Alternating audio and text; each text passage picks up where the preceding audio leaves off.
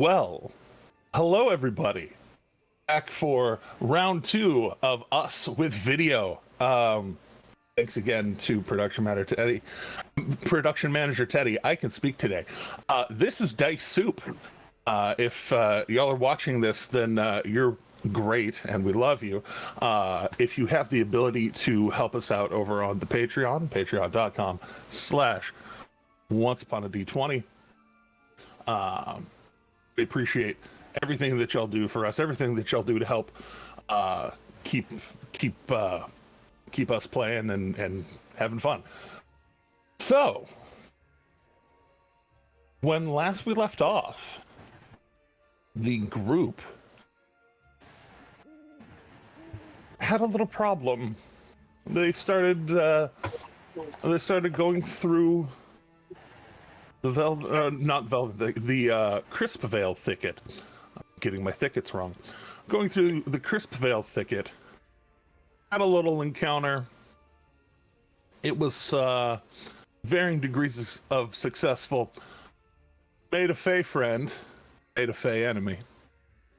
Went on, and they stumbled across, honestly, a regular ass dude. And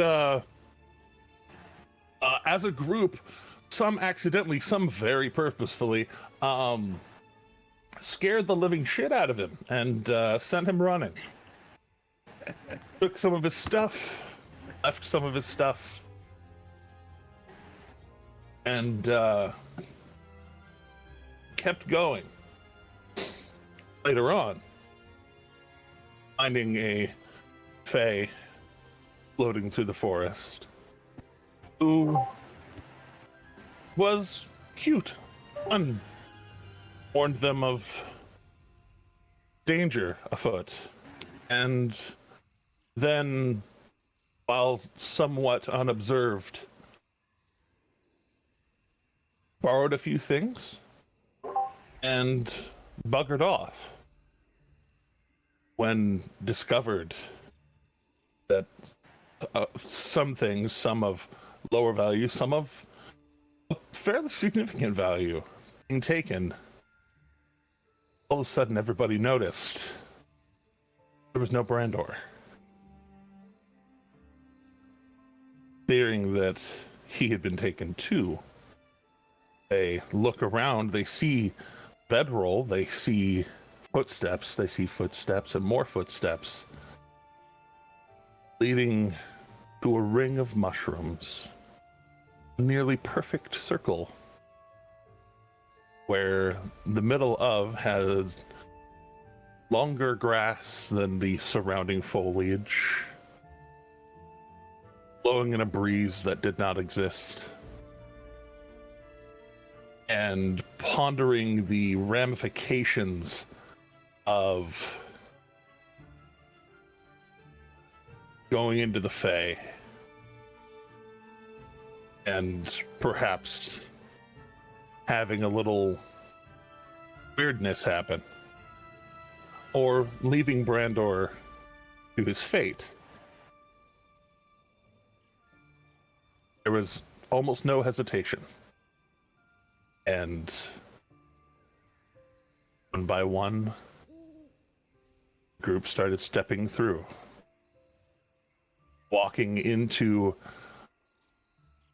a fairly vibrant scene of forest, thicker forest, more well-grown grass all throughout ground in several directions, a nice warm breeze, sky a very, for the amount of light being projected, fairly dark sky. Things are visible, even though the sky is dark. Colors are amplified. Some of the colors of certain things are a little odd. Certain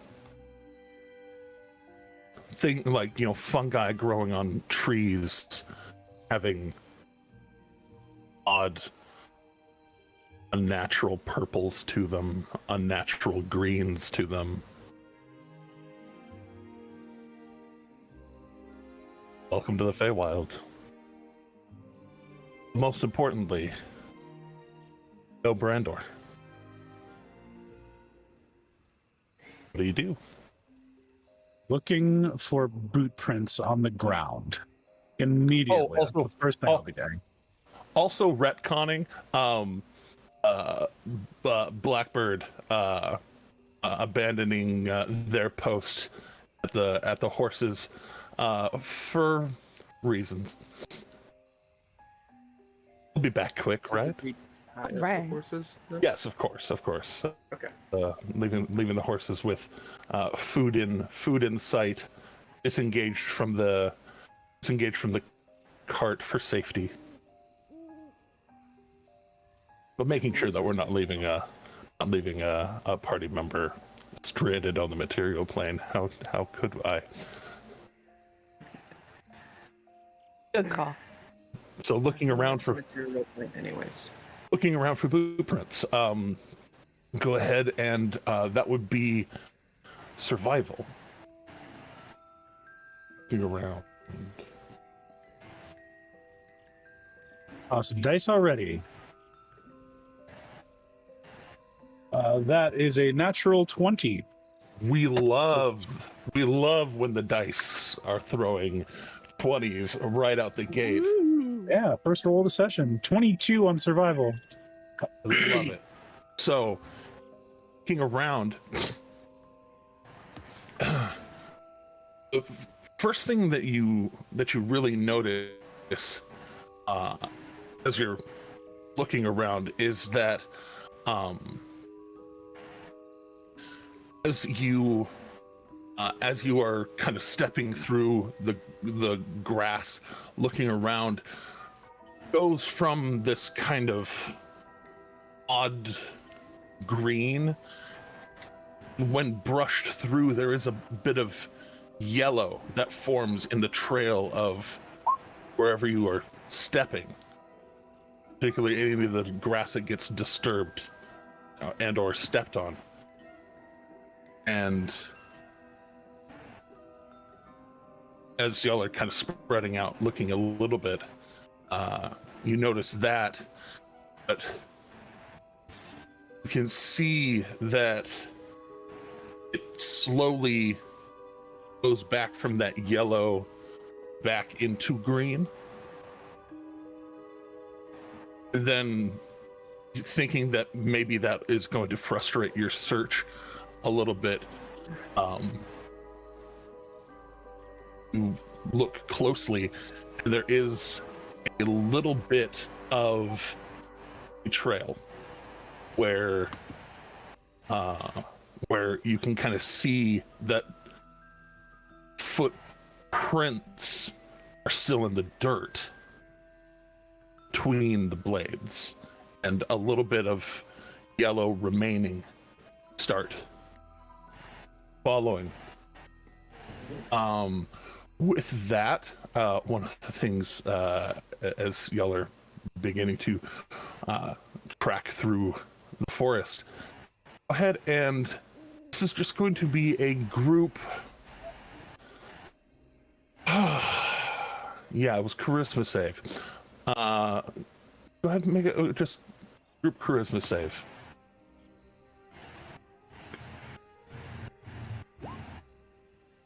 Are you kidding me? Okay, we went from one violent extreme to another. That's okay.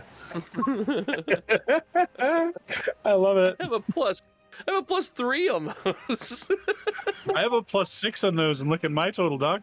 Oh my goodness, natural 2, buddy. Yeah, it's still an 8.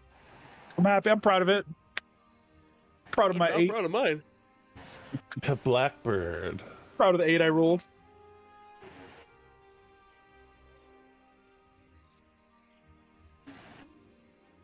Blackbird and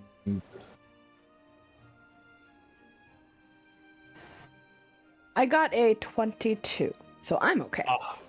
aha. How do I connect my Roll20 to my D&D Beyond so that they show up? I thought I had done it. Yeah, Maybe. the Beyond 20 extension on your browser. Oh, It's a real quick setup. I did it Oh, like all 2 right then. streams ago in the stream. So Yeah, just Google Beyond 20. You'll find it. you got it. Yeah, It only takes a couple seconds. Big red die with the B. It's Got really I didn't know it it. existed until I was told about it from Mr. Sorcerer Supreme Pizza. And I feel like I haven't I've had my heard stuff that, and then stolen. just like I haven't had my stuff stolen in 2.5 years of very committed running with it, so I can say pretty securely that they're probably not going to steal your stuff. Probably not spyware. fair Good enough. news. Good I'll news. take it. you know what? Did Even we if it is, lose- Did we lose Did Akira? we lose? That was going to be my question. and temporarily Akira flickers back to the material plane. Oh no! Who cast Blink on Akira? Reverse blink. It's worse. Or banish. Banishment. Oh, was there, banishment. too. Yes, indeed.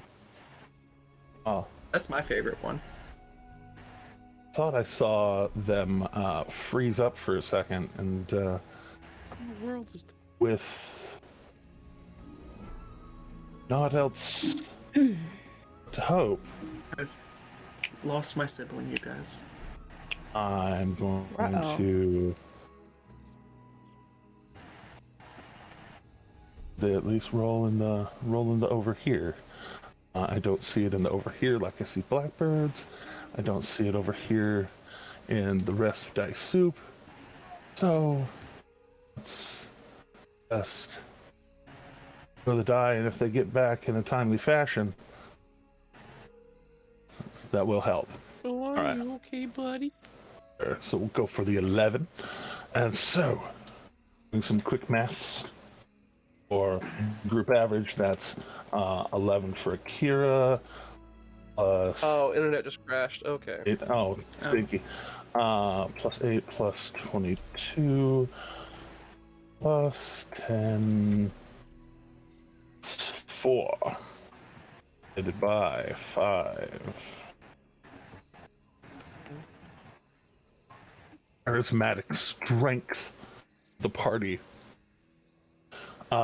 being saved by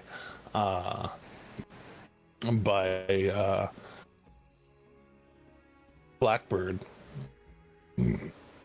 So as you're leading the search for this, well, notice it's obvious that as you're pushing through, that lines are not going in a straight line isn't always going in a straight line. You know what I mean? It's weird here.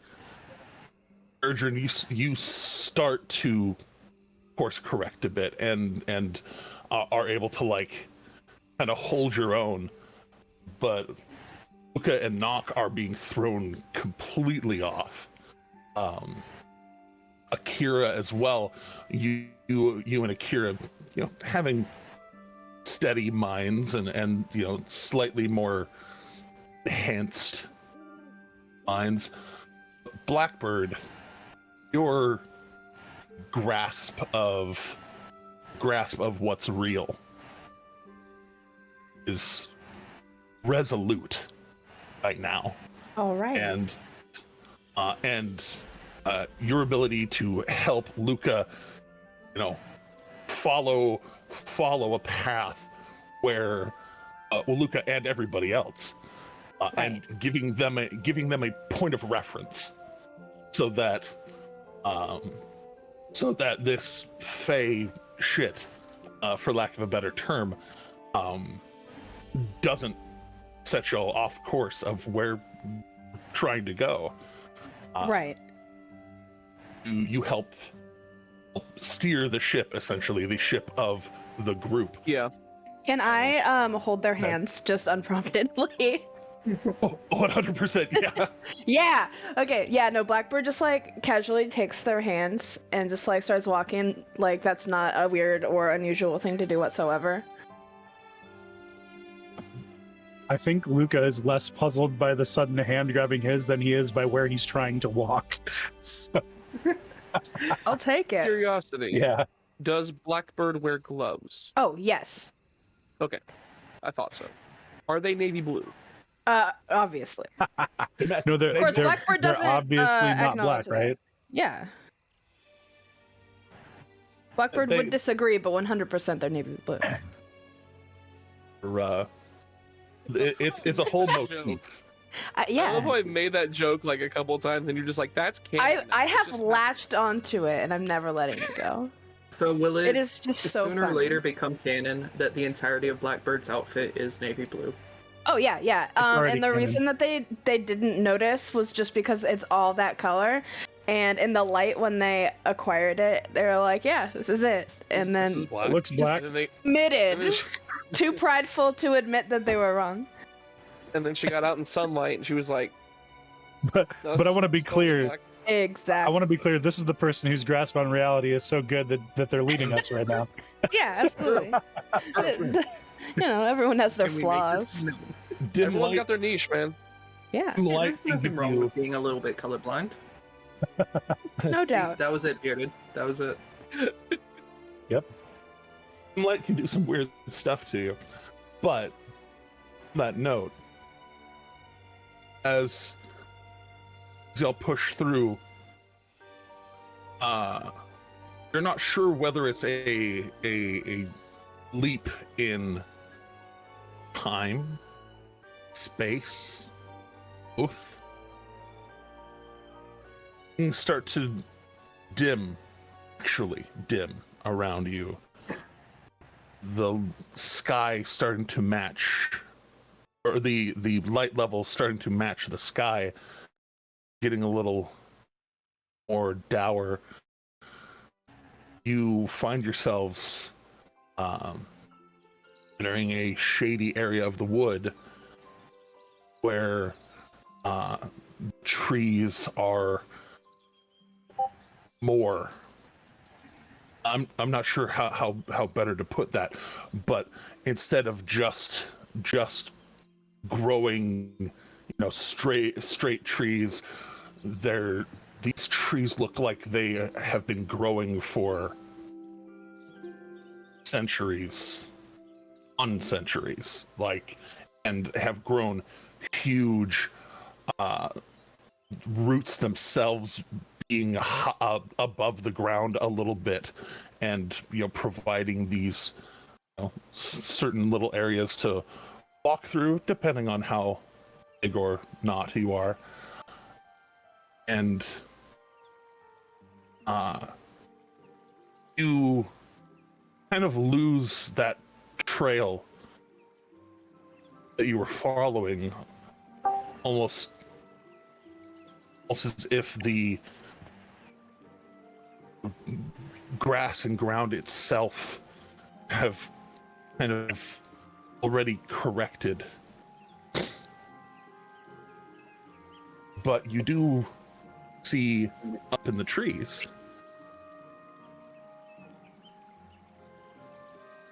buildings, little buildings building into bigger buildings, all of them smallish compared to most of you. Free houses. Tree houses. Free houses. Little stream of water flowing down into lake, little marshy area.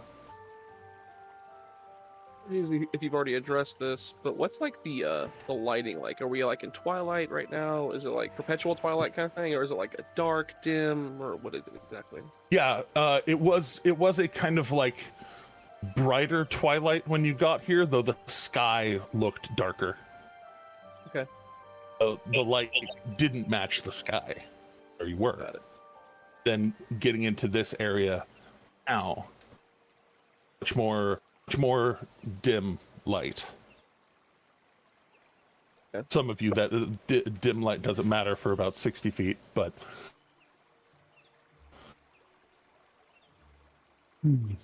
Fair enough. does matter in the longer sight lines, and the map now displayed image, hopefully. So to be clear, we don't really see any sign of Brandor, right? Not currently, no. Is there just a circle that we could step back in to just go back? Yeah, just nope out of there. We're like, not here. We tried, guys. You know, Nice. if you want, I mean, it could try to turn around, follow your own footsteps. Oh, I don't feel super confident about that. Trust Blackbird in it. Yeah, maybe Black. So where are we going in this place? I don't see any sign of Brandor, but like this is quite an immense place to be lost, and we've got things to do. He makes a fair point.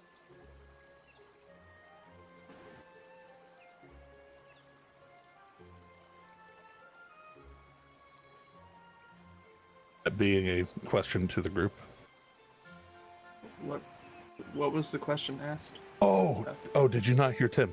The question was, we haven't found Brandor yet. What are we wanting to do? Like we don't see any signs of Brandor either. Like we made a group survival check, didn't find any signs of him even. But you found a little bit of a trail, but the trail tapered off as you got to about this area. Gotcha. So we've hit the end of the trail. So far, yeah.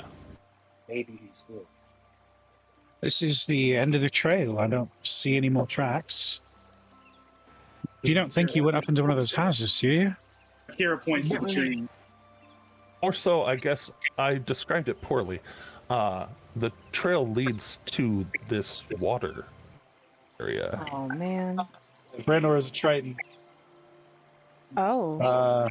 Did you guys forget that Brandor is a Triton? no, I know. I mean, I knew, but I didn't connect it. That's water. I can't go in that. So yeah, Luca's gonna look down at the like trail going into the water and just, yeah, no, I'm not gonna do that. That's a bad idea. Yeah, I mean, they're probably fine in there, right? Do we really want to leave Brandor in the Feywild, you guys? No, absolutely Brandor's not. helpless. But I also don't want to go swimming in the Feywild. That sounds like a terrible idea. I mean, it makes sense. I don't want to, I'd like to save a member of our party, but at the same time, if it means sacrificing all three of us, then... Can I reach out telepathically just to see if Brandor is within my range of telepathic communication? Isn't that 30 feet? To 60 feet. to do that, to search for minds in that way, you will have to use detect thoughts, which you have. Because otherwise your telepathy does require you to see the person. Mm-hmm.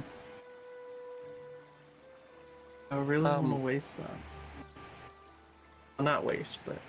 Alex gonna be like, well, so there's I'm not one for magic. I've never learned it myself, but there's this one spell I've heard of that basically what happens is you're able to send a message to somebody anywhere they are, as long as it's, I don't know, I can't remember what it's called. Sending, I think. Does anybody know that spell? Akira's just gonna quite powerful spell. Akira's gonna stare at the water and then look at everyone else and then stare at Eredrin and kind of like motion their head towards the water. Ooh. You, Akira, we probably shouldn't get in that. Then you hear in your mind why. Well, things here aren't really like the material, like where we were, like the world we were on. Things here are a lot more dangerous. And quite honestly, I don't want to go back 2,000 years. Is this all in your head conversation so we can't hear this? Okay. Yeah, well, Yeah. we're having it in your head. So I think Akira will message Staring at everyone. each other awkwardly. Yeah, Akira will message everyone one by one. Are we staying?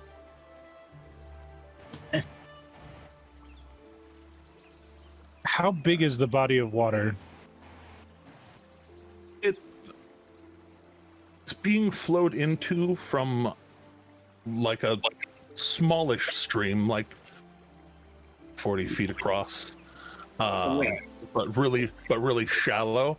And yeah, it's a small lake that that stretches out to your estimation at least a half mile. But we're at the stream part right now, or are we at like the lake? like the connection of where the stream drops into the lake. Luke is going to reach down and grab a pebble from the ground.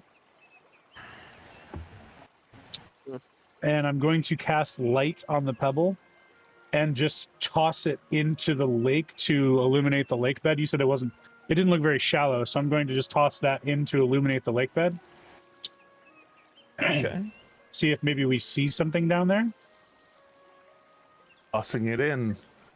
Go ahead and make an athletics check. There's a certain amount of not failure here, but I want to kind of see how far it goes.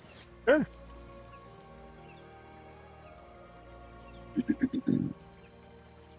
A 12? Pretty even, pretty easy. So you kind of toss it out, and it skips a couple of times to get a little bit further. And then as it bloops in, you see it start to fall into the water and drops at least 5 or so feet before it it slows and doesn't stop so much as reverse course. And you looking out into the water, it's not like Hawaiian island crystal clear water, but it's clear enough that you see attached to the rock now an arm and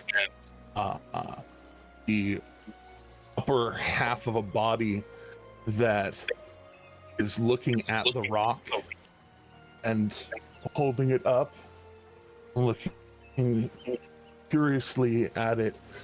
A face that it looks as if the skin is stretched flat. It's almost icy fish like like a mix between a fish and human-ish face. Eyes a little bit bulging, a little bit too big for head that they're attached to. A little bit of kind of almost reminiscent of your own dragonness flaring back a little bit on the sides. But like it seems somewhat mesmerized by this very bright rock. How far out is it? With a 12, that would have skipped out about 20, 30 feet out into the water for it. Oh, that's about perfect. For the range of the light spell, that's actually like awesome. I like that. Can I try to telepathically communicate with this creature that is holding the rock? No, don't telepathically talk to the fairy deep ones. That's what Alec would kind of like. He'd just take his staff and point to the water, say, "Does that look friendly to you? That look like a friend? We can't. Like an ally?" We can't stop Eredrin. If Eredrin's doing it mentally, he's doing it mentally. Oh, I understand. That's true. So He doesn't ask us permission. He just. I said, does it hear me? Yes. So, as you reach out to it, what do you say? Hi. And it looks like it's looking at the rock, Oh, it thinks the rock is talking to it. it's glowing rock, and as soon as it hears hi, it like shifts, and you see the other arm come out from like the shadow of its body and like cup it. We have some questions for you. I have some questions for you. Is there any way you can speak back? That is a question. Or your telepathy does not allow for a return address, does it? It does not. Okay. Wait, no, does it? Don't believe it does. But as you say that, No, it does not. you say that like the way telepathy worked was that was like an open channel essentially. Not mine. that- It's that's just yeah. Specific types of telepathy do that. The telepathy available via feet, not. Gotcha. They cup the rock, and you can see them like they look like they're undulating some sort of communication, and they are expressing deep curiosity and Did my friend come through here recently? curiosity, questioning.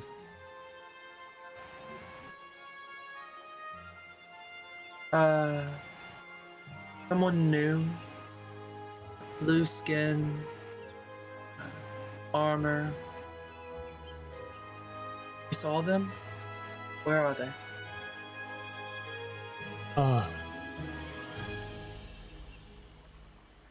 And they take and grab and like they're almost like turning their hand into a flashlight lantern, and grip around and point out into the water, and almost like tracing a trail almost. They're kind of, it goes out the water a bit.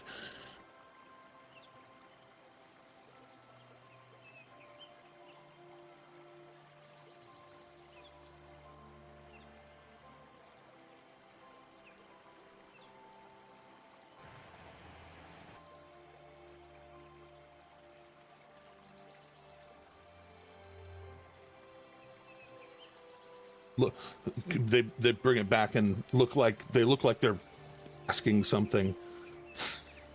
Again, they're trying to communicate with this shiny rock that's talking to them. At this point, I want to use detect thoughts on this creature in order to at least hear what it's trying to say to the rock. Okay. Languages do you know? Probably not one that it knows. I know Common, Dwarvish, Giant, Gith, and Telepathic.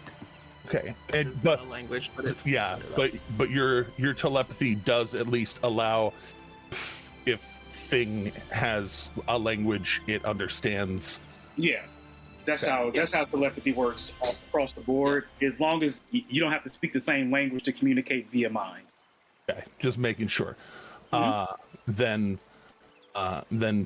you hear some surface thoughts racing across, excited,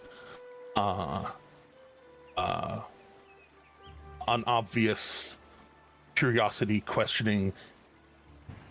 Yes, very like this is a such a brand new thing, and if you want to probe deeper, you can. No, I'm going to, not yet, at least I'm going to, for right now, say, could you repeat where this person went and your question for me? And see if that comes through as a surface thought while this creature is saying it. All right. So, as it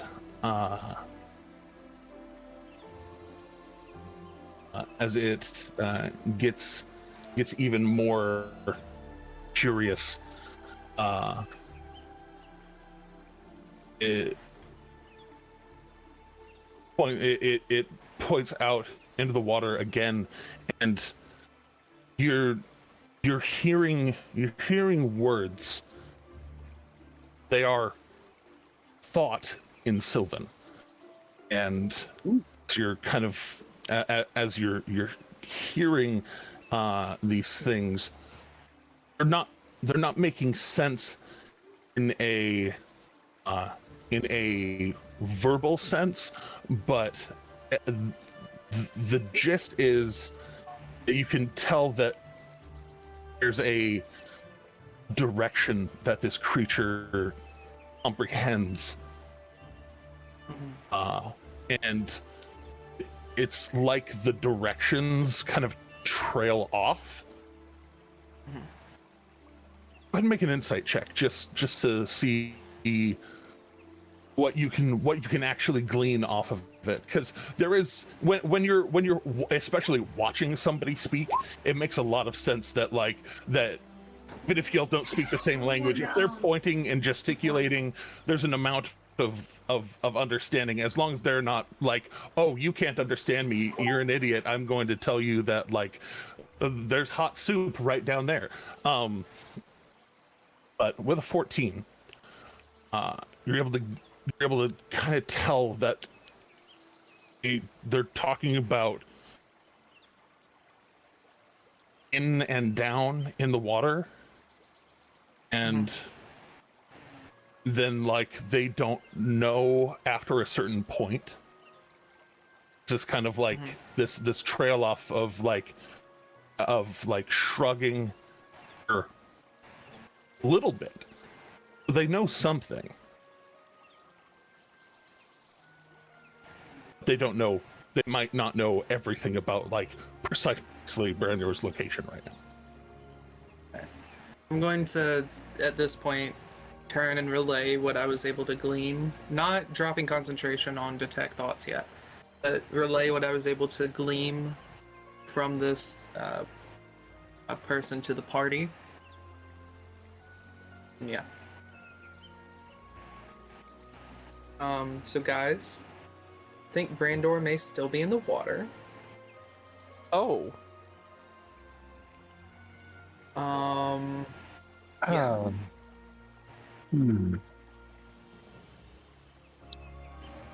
Should I ask this creature to try to find Brandor, or what should I do? Well, be careful asking for any favors, just to be clear. That is true. Can we trust it? If we were to ask it to do something like that. Well, he seems more as far as I can tell, this creature seems to think the rock is the one talking to them. Well, that's just adorable. It is very cute.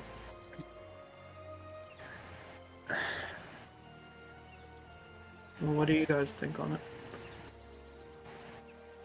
I would be concerned that it would be considered a favor, Yeah. for sure. Which, do you think we could deceive this creature?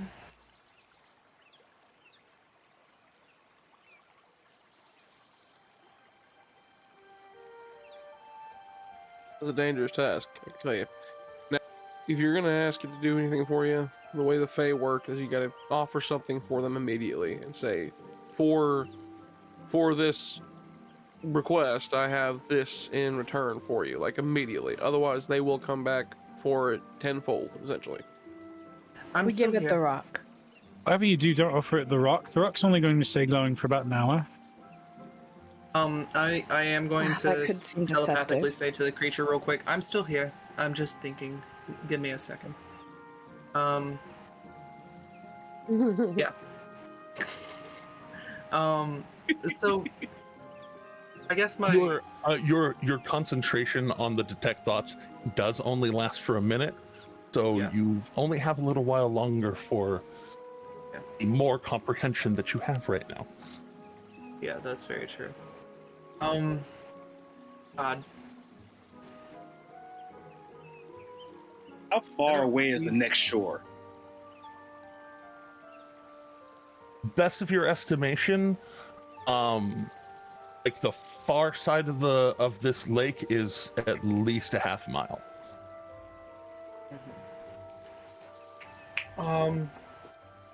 So as long as my echo survives, I could hand it something from my echo's possessions as a trade-off. You have had a little bit of time to test that. Things that your echo lets go of their own possessions disappear. Okay. Like legitimately, like if you know it's swinging a sword and you disarm it, the sword actually like dematerializes. It gets lost out of this time stream. That makes sense. Kira reaches into a pouch and pulls out a sliver, like a very small sliver of the emerald gem egg they were born, and motions it at Eric. Alright. I'm going to summon my echo, give it to my echo, and send my echo into the water and say, I will give you this gem if you can go find that person I was talking about and bring them back here to the surface. All right. Luca is going to directly ask Akira, just, what was that?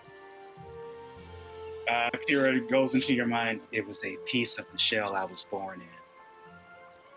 Really? Wow. I have some on my necklace, and so does Akira. Yeah, Akira points to their necklace, and you see a little emerald gem. You are a unique one, aren't you? It's not quite like an emerald, like the same vibrant green of an emerald. It's a paler and it's slightly occluded like shard jade? that's it looks like a deeper jade but a lighter emerald. Yeah. Can't say I've ever seen that it has before. that kind of the kind of wavy occlusion of not being, it's not a gem, but it's also not Not an egg either. it's not precisely egg. Yeah. Luca would look surprised. You're familiar with. Just can't say I've ever seen anything like that before. And real quick, remind me the AC of your shadow. A 16. 16. Okay, so as the shadow, you disturbs the water because it is material enough to disturb the water. The creature in the water turns and opens its mouth. You see it like this glob, just like almost like becomes this aerodynamic spear of material shooting through the water, and it shoots at the shadow you, but goes just between the legs, missing, and it looks up, and it looks like it's starting to protect the stone. Then No. and then That's it with me. sees, and then it sees a sliver of egg, and it looks curious. And it swims closer, and as it swims closer, you can see that even in even more detail now that it's closer, and water distortion being a little bit less as it about halves the distance to you.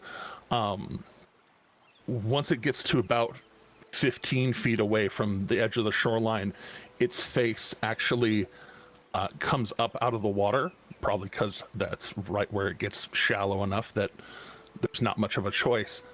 And it reaches up and grabs the sliver. How big is this? How big of a piece did you give? I would equate it to like breaking off the top part of a pencil. So like the part that would have the lead and the little exposed wood. So like, like a D4 size star. Okay, nice. Okay, that's not an 16 insignificant. millimeter or 25 millimeter. Yeah.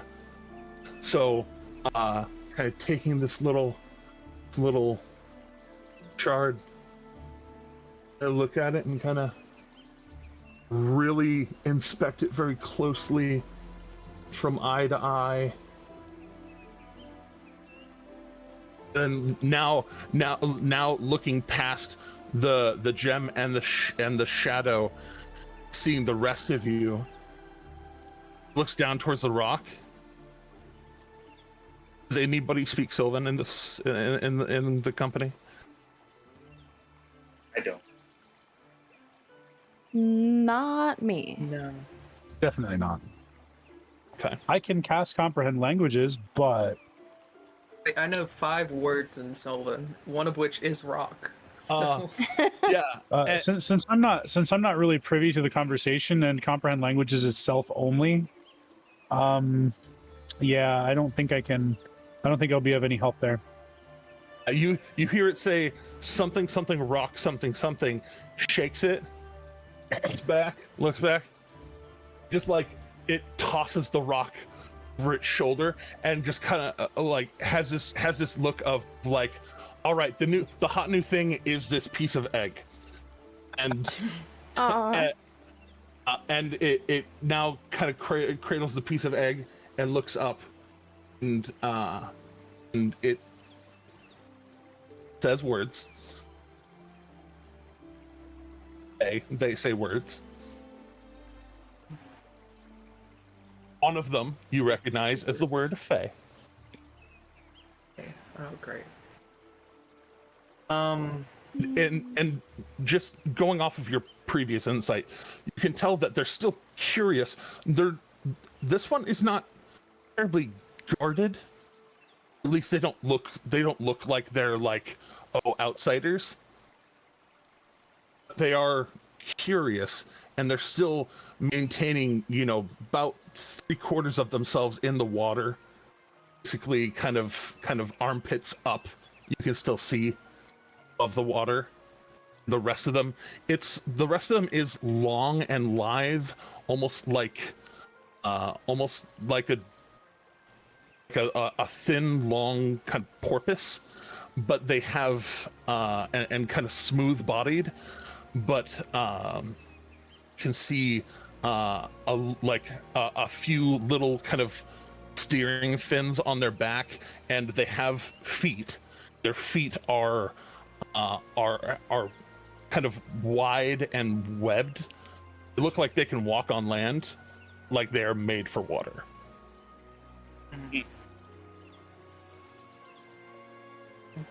Does anyone here understand Sylvan? Or no? I can cast a spell that lets me understand all languages, but it's temporary and only works on me. And it's come closer to the shore, right?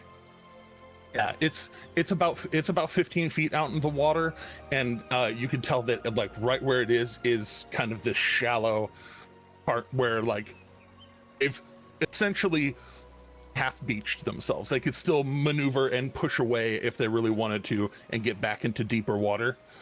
They're close enough. They're curious now. Akira is going to go to the edge of the shore and reach out to the creature's mind and just say, "My brother offered you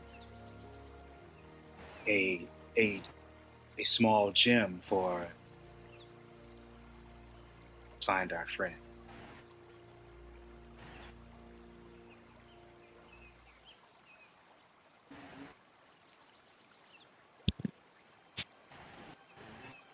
And there's that yes, then sudden like shaking of their head.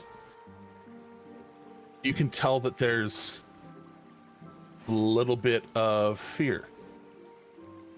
What is down there that scares you?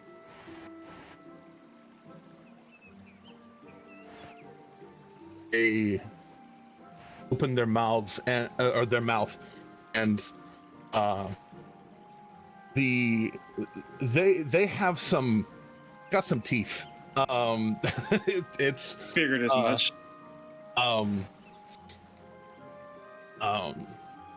Sharp, slightly jagged, but they go together almost okay. But they okay. open their mouth. Yeah, almost okay. They open their mouth, kind of wide and open, and it's kind of like serpentine look to their face. Just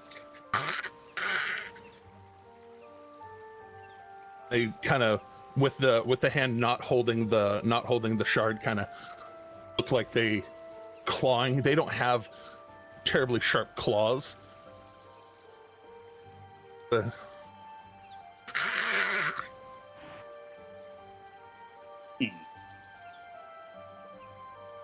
They look to their arm and kind of a strong arm shape, and they pause and like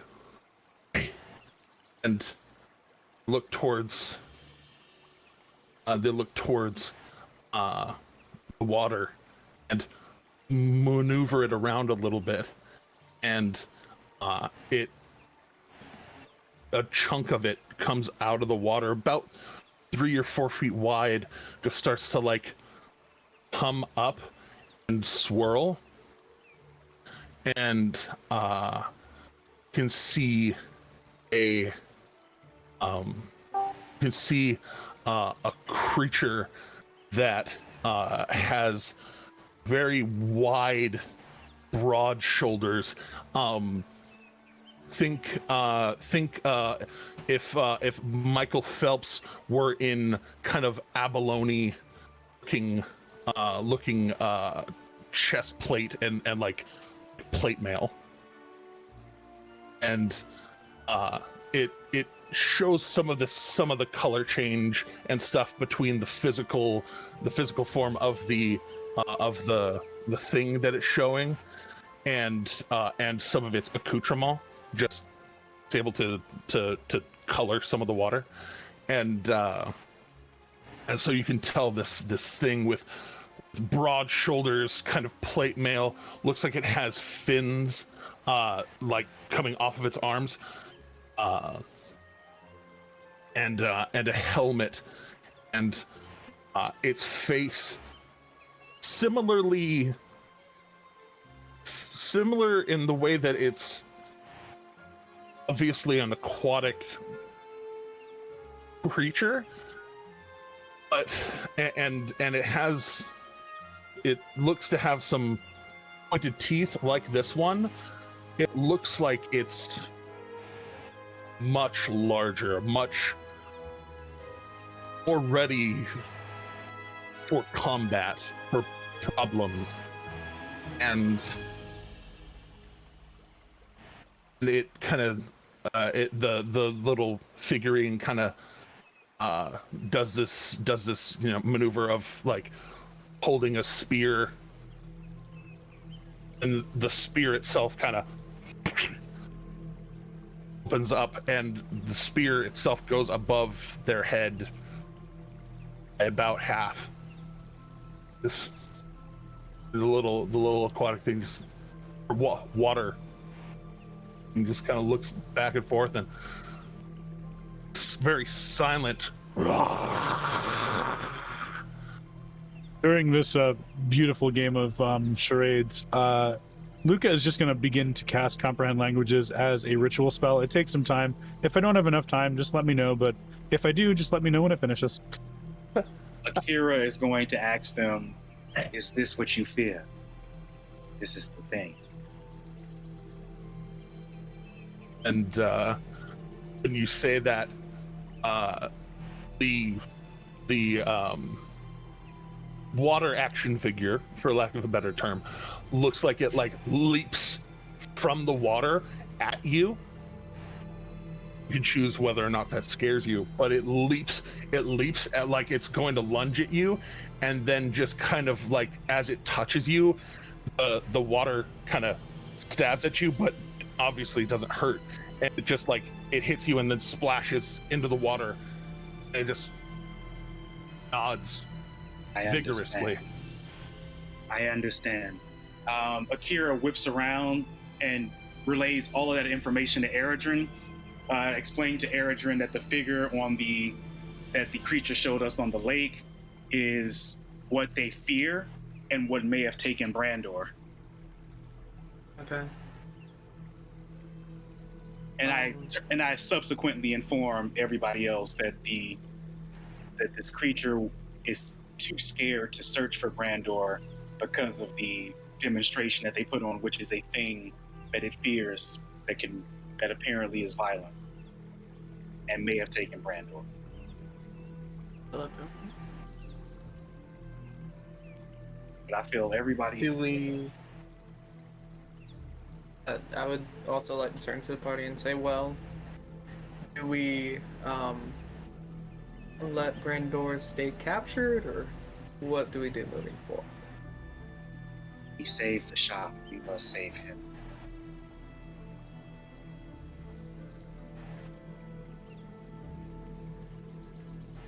I'd like to try to help him, if at all possible. I would too. I'd like to re-communicate with this creature and say, hey, do you need something to help defend yourself against this thing that you fear?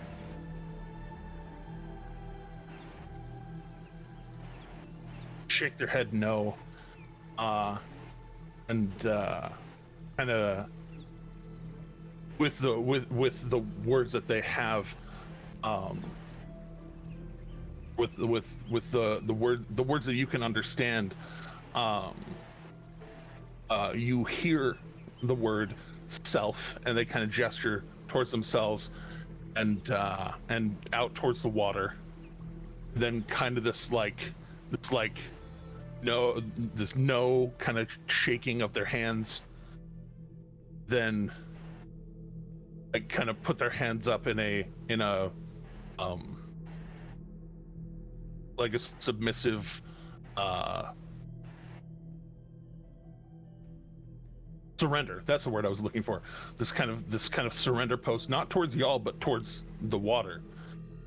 And it's kind of like shrugs.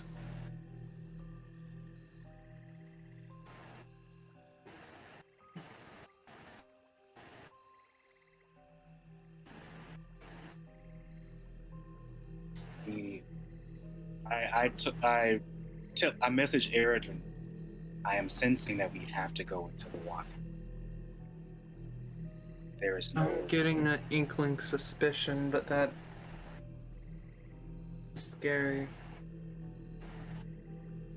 Okay, as this charades are going back and forth. People are talking. You've had the thought of the comprehend languages for a while, so it makes sense that you've been working on it. As you complete it, and this being is talking. I'm just not gonna fill our airwaves with random noises. It goes from seemingly somewhat incomprehensible language into take you down there, but at the end of the day, I can't promise anything.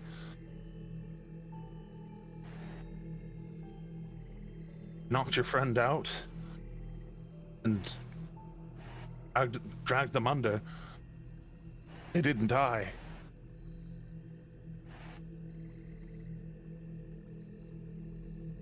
Luca is going to turn towards Eredrin and just tell him that's because our friend can breathe underwater. I relay that message. Which makes no sense to Eredrin right yet, but... and they nod and are like, we figured that much out. I love most people don't keep breathing once they're under the water. So one of us.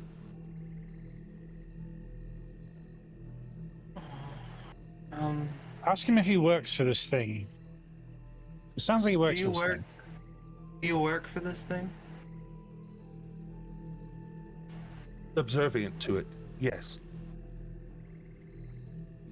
Does it take trades? Does this thing take trades?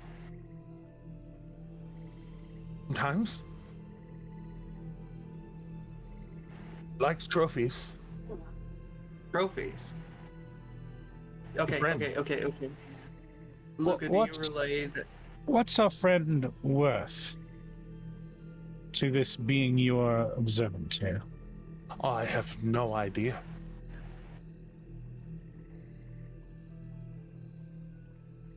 Ask him if he might be willing to ask on our behalf in exchange for whatever you've offered him. Or could we also meet this creature? One of those two. Luca's just going to end calm and just kind of sounds like it lives underwater, and I can't breathe underwater, and I don't think you can either. That's why I want to meet it on the surface.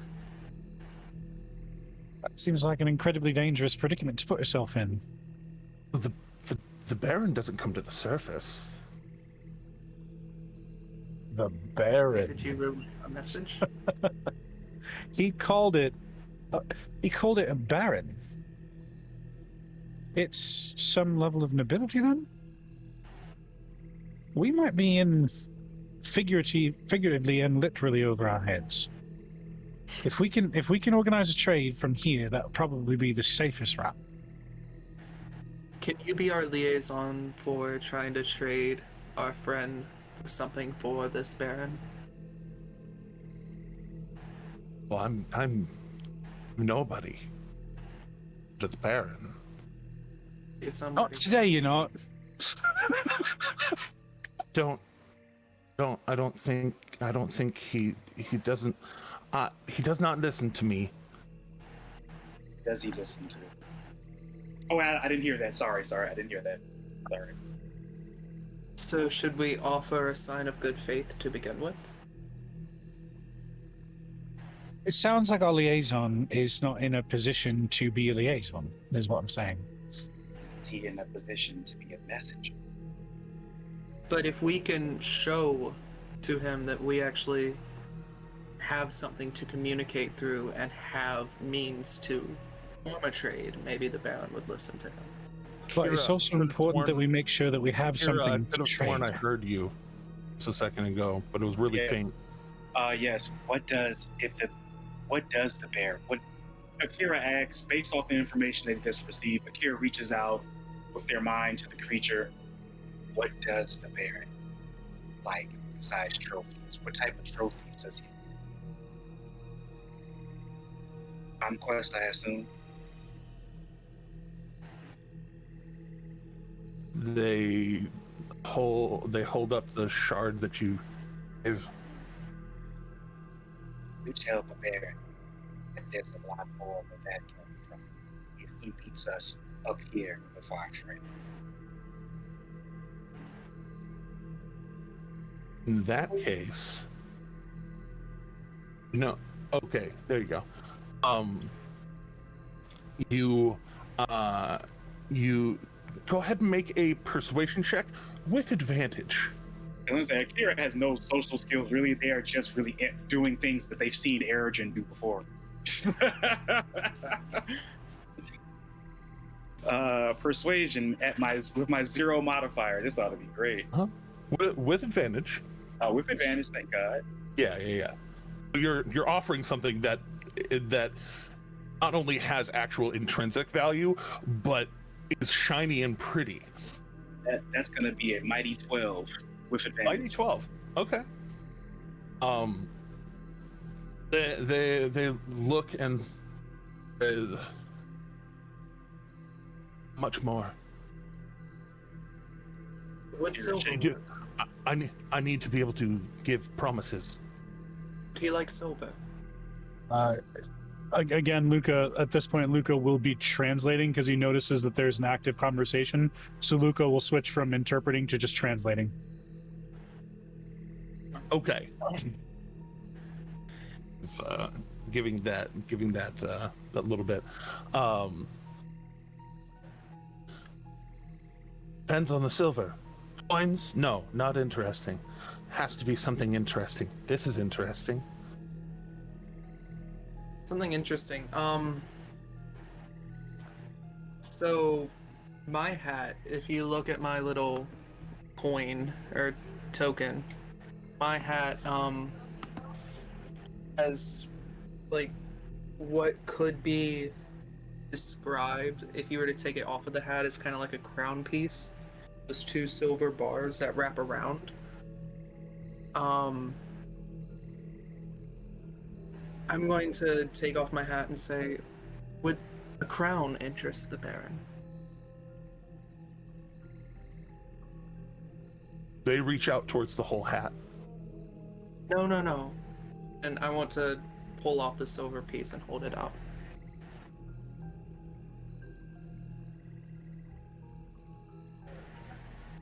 I don't know. Could you ask?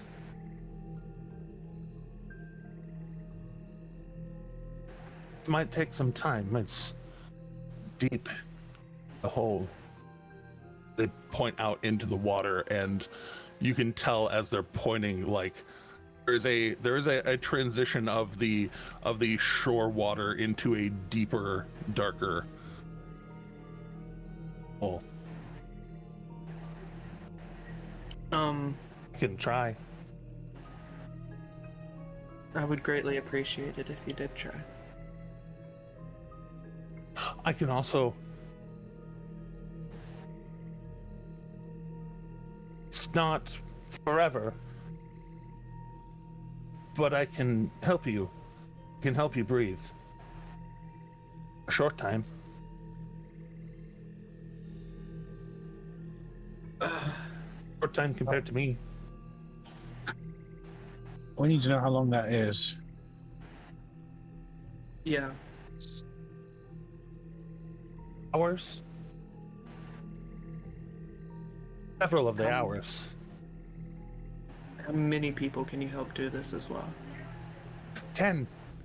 10. Well, guys.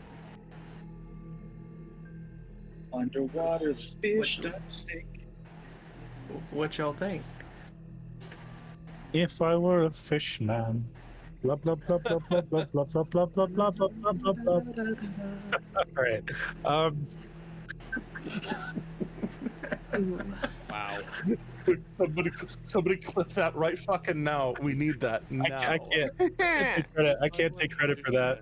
I can't take credit for that. It's from the H.P. Lovecraft Historical Society. They did an entire version of Fiddler on the Roof called Shoggoth on the Roof. That particular song was fitting for right now, though. That's fantastic. That is hilarious. I love it. It's been in my head since this thing was described. But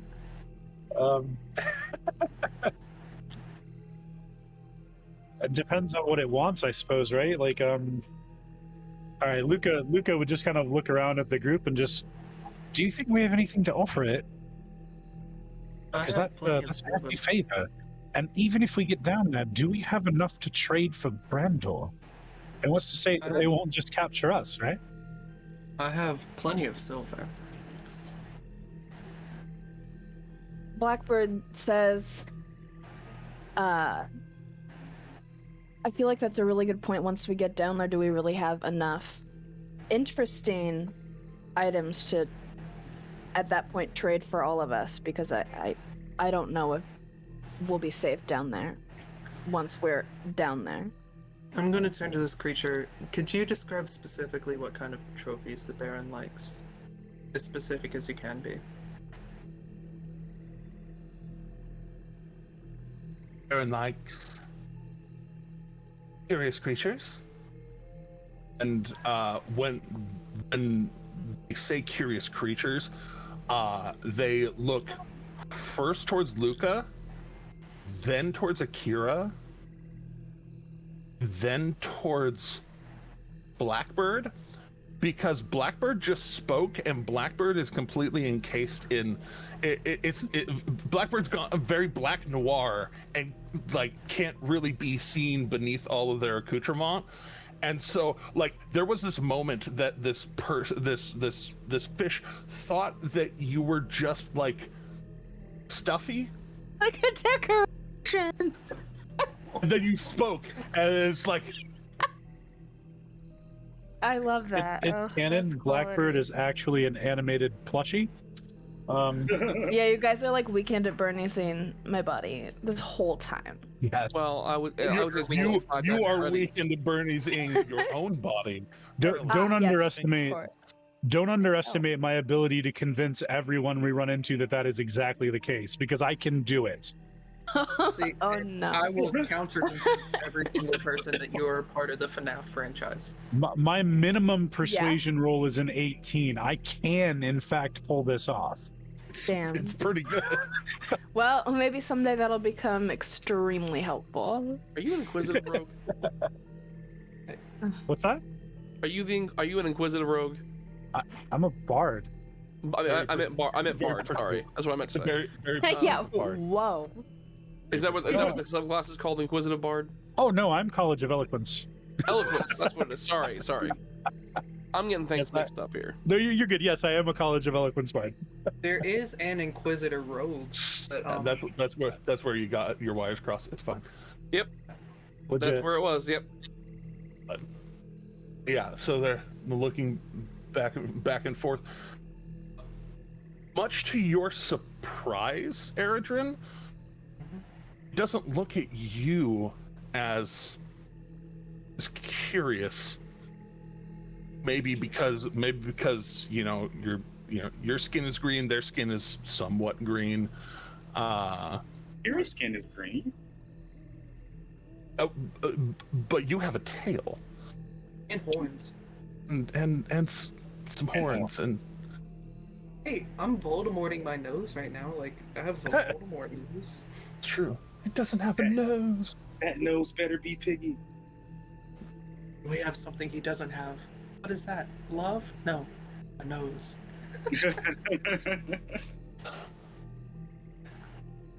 I'm Is there pretty anything sure. besides- I'm pretty sure that he's implying that we could trade one of us for Brando.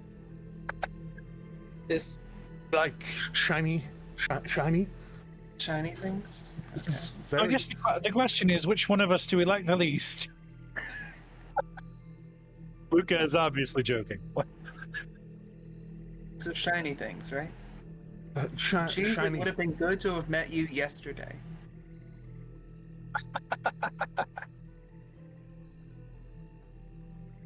It was all Why, intentional. What was yesterday? I lost a very valuable shiny thing yesterday. That's very unfortunate. It is. But shiny things that are different, like this. This is different. But you gave this to me. This is mine now. Of course. It's not for the Baron. It's for me. Does the Baron like jewelry? Uh-huh. Would the Baron like a very ritualistic piece of silver? It's a great honor. What is that? It'd be burial chains.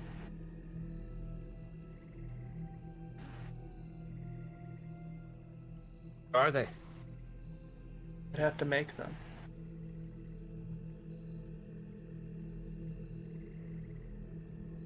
That's different. It is. It's very different. I could present them. You could present them. Yes.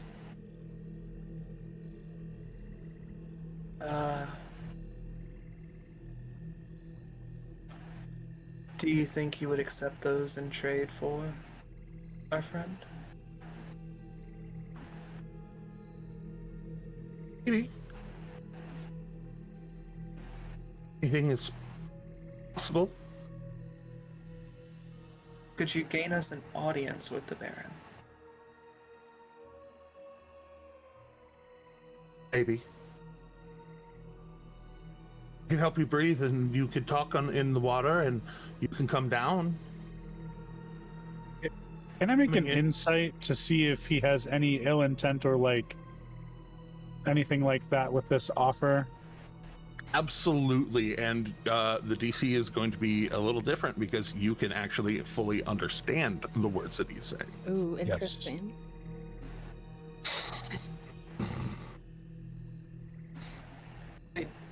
Is he still holding the silver part of my hat? No. He actually like didn't reach out to take that. When you detached it from your hat, it seemed a little bit less interesting. Okay, I'm putting it back on my hat then. Insight rolled up 17. Oh, go ahead, Akira.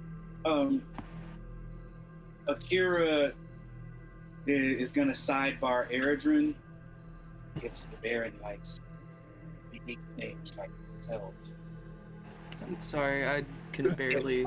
You're a little bit soft. You might need to stage whisper it. Yeah. Here we go. I had to adjust the mic. There it is. If the Baron likes things like myself and Luca, what about an old switch? Present ourselves, get Brandor, and kick our way out.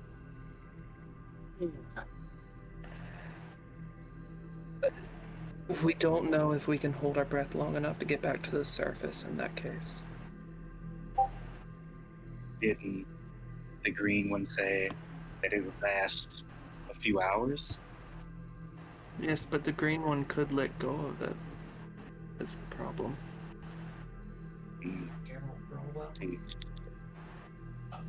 Luca, you can tell from the way that it's talking that it's being honest about its station, being honest about how it is an underling, and you can tell that it still has an interest in this conversation, especially because it's looking for some way to facilitate a deal because that will benefit it and its goals and its desires. All right, which tells me, as like my out of character observation, that its interests are purely selfish, which, I mean, that's not necessarily a bad thing, but it's very honest in that. So, but it's definitely much more afraid of this thing than it is of us. which means that if it has to pick a side in the inevitable fallout, it's not going to side with us, which makes sense because that would hurt it to side with us. So, Luca will walk over to Eredrin and say this kind of quietly, just it's definitely a lot more afraid of its, let's just say master, even though that's not the correct word. It's much more deferential to this being than it is to us. Any deal that we strike, we can assume that we are on the losing end should anything go wrong. I agree. I was assuming as such. Anyways, and it seems it's not as if we'd be meeting this creature alone. I'm assuming that something that calls itself a baron would have guards, things like that. Yes. To be honest, we don't know how strong this thing is. We might not even be able to fight the thing in front of us if push came to shove. So the question is, do we think that we have enough to offer to negotiate without using ourselves as pawns? Very true. Because if we don't... You first. Oh, because if we don't, then the most we might be able to do is get them to promise to keep him alive until we have something of value to trade for him. They're not allowed to break their promises, not if we've made a deal, right? Yes. That might be the best that we can do for now. Okay. So real quick, Akira, while they're talking, you see this creature just take it takes the shard of egg and licks it. You see it actually, like, you saw the thing that it spat out of its mouth, the sharp-ish globule. Yeah. When it splattered the shore, it left a little bit of a sizzle as it kind of dissolved into the dirt there on the shore. Then it licks the egg piece. It's like it leaves this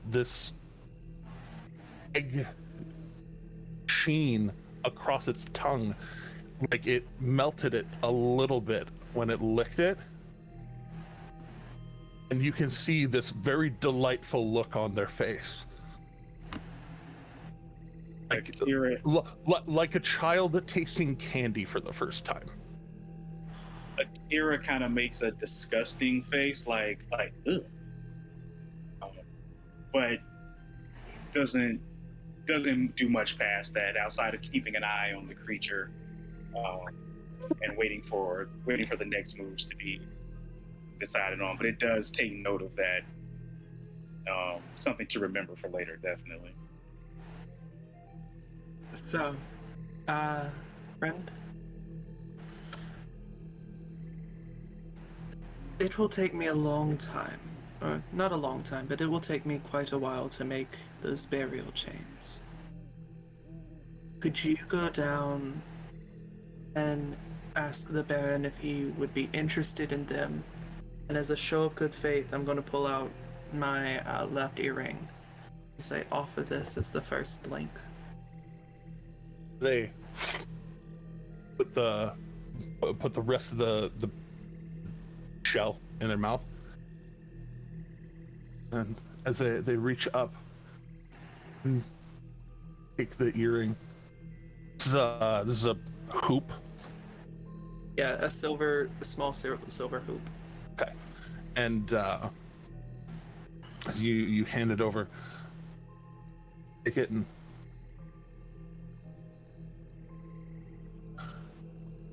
I will ask.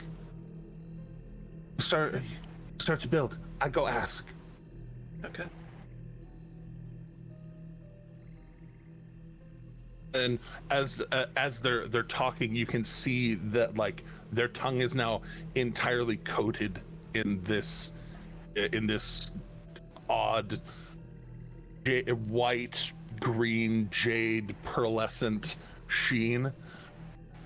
And they again just look fully delighted by it as they splash into the water, and they just you see them kind of kick up a bit and sail down into the water. Well, we have some work to do. Alec is gonna kind of step forward and go, all right, I only got like half of that whole conversation, and that was from what was being told to me, so I am out of the loop pretty bad here. What's going on? I think that between Eridrin and Luca, we will just exposit to get Alec Yes. back on page. Sorry. Yes, it's an expert. You were hearing the fish's half through Luca, and Luca was directly translating, and then if Eridrin was saying their quiet parts out loud, they could have done that too. So No, I want the full exposition dump after the conversation's done. Oh, still. damn it. Sorry, Luca pulls out his lute and just exposito. Tell you the shit that you need to know, bro. I'm here for it. Absolutely. 10 out of 10. Anyway, Sorry. anyhow. So we have First off, don't say sorry when you don't mean it. Second off, no. I too mean it. I saw at least a couple people want to just like bash their heads on desks, so. Anyhow. We have a few hours to make an entire set of burial chains, you guys. How can I help? Well, we first need to make a fire. Let's be very careful about that. We don't know what parts of this woods belong to whom. That is true. Would it be our best option for 2 or 3 of us to go back to the material plane to make the chains and then return? If we can. We stuck here? I don't know. Possibly. Maybe so. I keep forgetting that when Akira talks, I don't necessarily know if they're talking to me. Oh, I'm sorry. That was individually directed at everybody. So it was okay. Akira just said it. Akira says things once, but repeats them 4 times for everybody. It's just normal habit Love for that. Akira. I understand. Okay, cool. Yeah, it's just normal habit. Yeah, Luca would out loud just, I don't know. We haven't tried. And honestly, directions are a bit difficult here.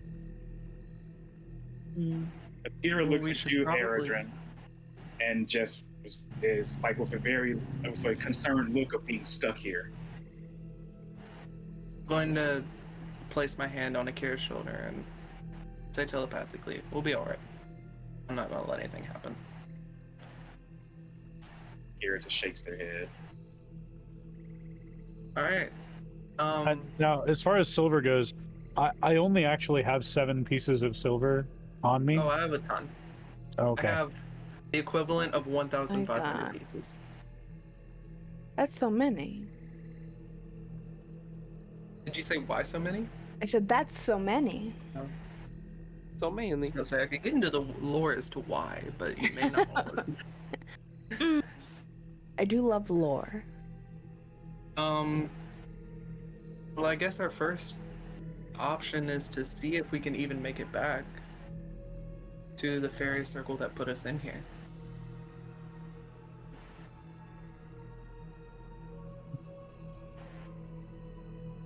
Oh, we're not waiting on Fishman? Well, we probably need someone to wait on Fishman, or a couple people to wait on Fishman. Yeah, I do not volunteer. I figured. It's either that or I start making a fire in someone else's territory in the Feywild. So we have choices. If I get another shot at the charisma check, I could probably try to go and look, but I would not want to go alone. It's I would dangerous. warn you. Akira will back you up. All right. Well, then in that case, Go ahead and make a history or religion check. Your choice, Luca. I think they both have the same bonus, and it's not great, so I'll roll it though. I mean, I didn't roll terrible. Yeah, it mean- could be worse. I mean, it definitely could have been a lot worse. Slightly better than the average person. Well, with that,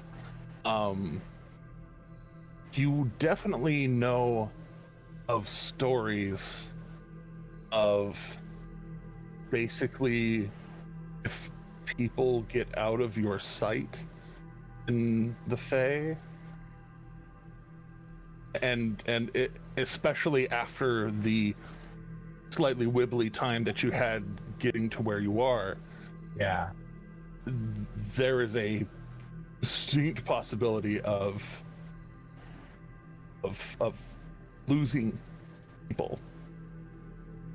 More people that you have together, more solid the perception of reality around you in the Fae holds.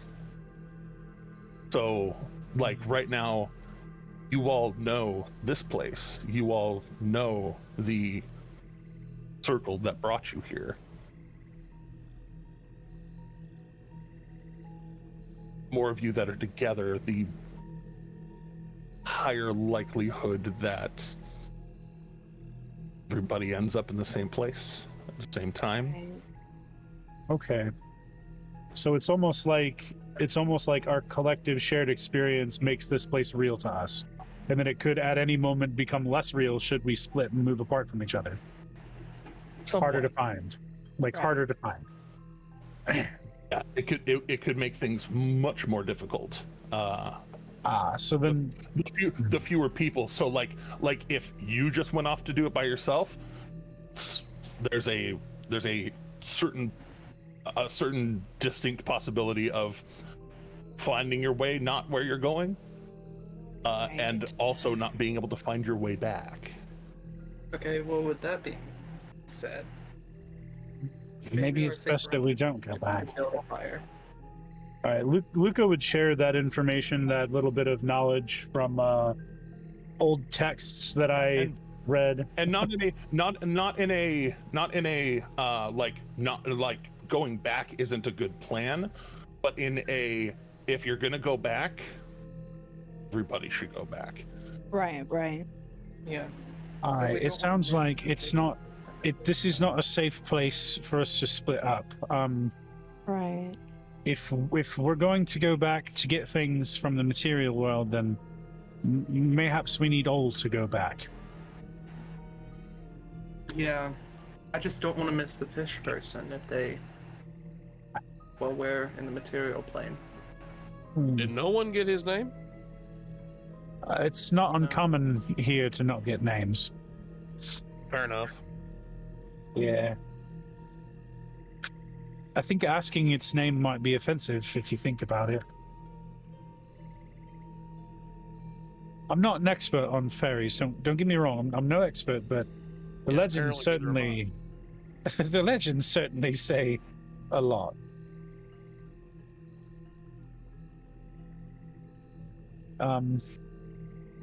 So the question is, do we need what's on the material plane enough to justify going to get it, or are we going to try to make do here?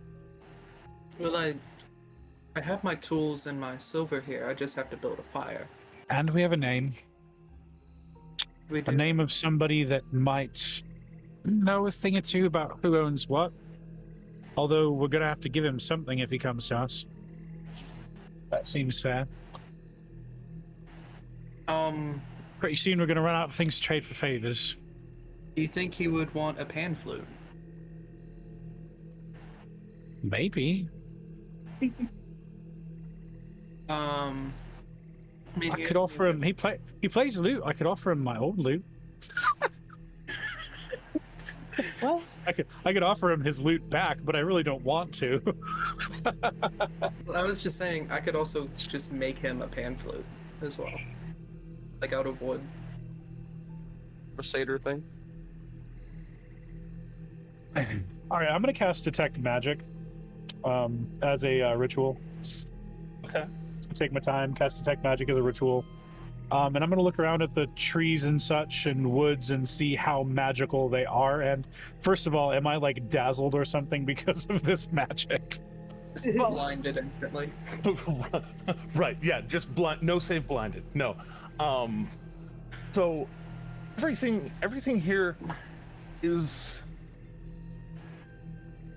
there's magic to it, but relative to itself and its surroundings, there's a subtle kind of undertone. It's like the vibrance of this area like is kind of the extra projection of magic, and you looking at it through that lens and taking a few minutes to do so, it builds in vibrancy a little bit, and it's like you turn up the contrast a little harder, and you know, within 30 feet of you, and everything's a little bit magical, a little bit enchanted. Gotcha.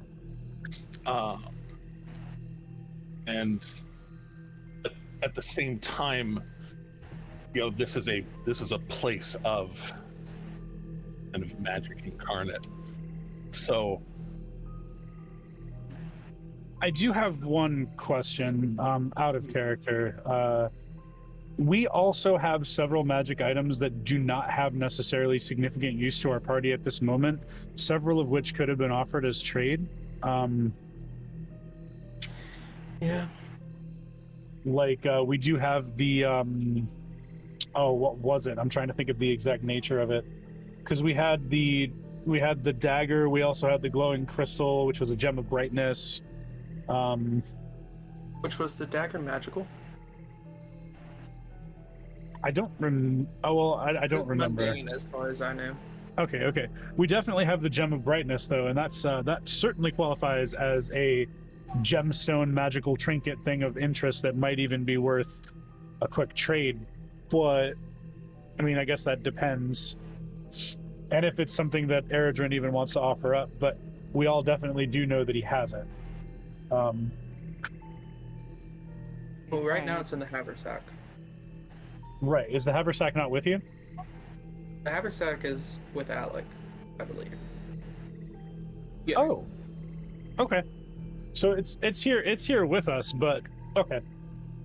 Then I guess Luca would probably ask, just as we're, you know, looking about, like I'm looking about detecting magic, and Luca would just, what about that gem you found? Do you think that has any value? You know, it probably does. That really bright one that blinded us all? Yeah, it was for your. It only blinded you and Alec. But it probably does have value. But we've already kind of made claim to the chains, so hey. Yes. Wait a cotton picking minute. Hold on, what's in my inventory? Wait a freaking second. All right. Well, while Eredrin's searching, then Luca is going to go over to, not far away, just to the edge of the woods. Everyone's within sight of me. I'm going to look for like sticks and stuff that I can pick up. And Luca will be telling everyone, if we need to build a fire, we need to get sticks. And if we need to get sticks, we might need to ask who owns them. Or, I mean, I could also just use my bedroll and then buy a new one when we get back to Hubbard. I don't think your bedroll will burn hot enough to forge chains. But it is silver metal. Silver doesn't have to get that hot to be moved. it is a little softer of a metal, that is true. Okay. I do have a torch, but it only burns for 1 hour, and I don't know how helpful that would be. I don't have torches on me, but I can breathe fire. Wait, why do we need to build a fire? Oh, I'm joking, Luca. Because it lasts for a second. Yeah, and it's also per long rest. So. Yes. Oh yeah. Well, I mean, I can You know, burn. for no reason whatsoever, I'll go ahead and Torches. I'll go ahead and give y'all a slightly stronger view of your surroundings. Apropos of nothing, you know. Apropos of nothing. Oh, yeah. Yeah. Don't Meanwhile, wait. our characters are standing there going like, "Where'd this grid come from?" It's so pretty though. Weird. Like it Oh, really just is very gorgeous. pretty. Wow, this is a beautiful map. It's so pretty. I guess there's nothing else to do but to get started, my dudes. Let's stay together, see if we can get some firewood. But like I said, we need to ask who it belongs to first. So if we Torches, may. use my torches, honestly. I have How 10 many- torches. I'm willing to use 10 Oh, torches. okay. Yeah, we could probably build a fire with 10 torches. Would Yeah, say so. we could probably. What do I also do have a hooded lantern. It should burn for a little while depending on how hot you need to get the fire. I'm sorry, I'm Right. looking at my inventory. Let me make sure. Yeah, I do have a hooded lantern. So we could use that. If it'll burn hot enough to melt silver, then we might not even need an actual fire. We could just use the lantern. Good point. Eredrin, go ahead and as part of your smithing, tinkering knowledge, make a proficient intelligence check. Ooh. Alright, so don't know how to edit it to also give me proficiency, so whatever it is, just add an extra 2 to it, I guess. Easy enough. All right. Whatever he rolls, put it in a tutu. Aha. All right. So 13. 13. You would know enough that if you bundled like four torches together and lit them all at the same time, you at least, with your kind of, small tinkering crucible, because you're not able to throw out like big anvil, all this stuff, and you don't have big stuff on you. But like you have your little tinkering anvil and your little crucible to work with. You'd be able to work with it. It'll take more time, a little bit more time. But honestly, from what you know of the Feywild, time is just kind of your opinion, man. In my opinion, it will go It's super like quick. your opinion, man. Your opinion, man.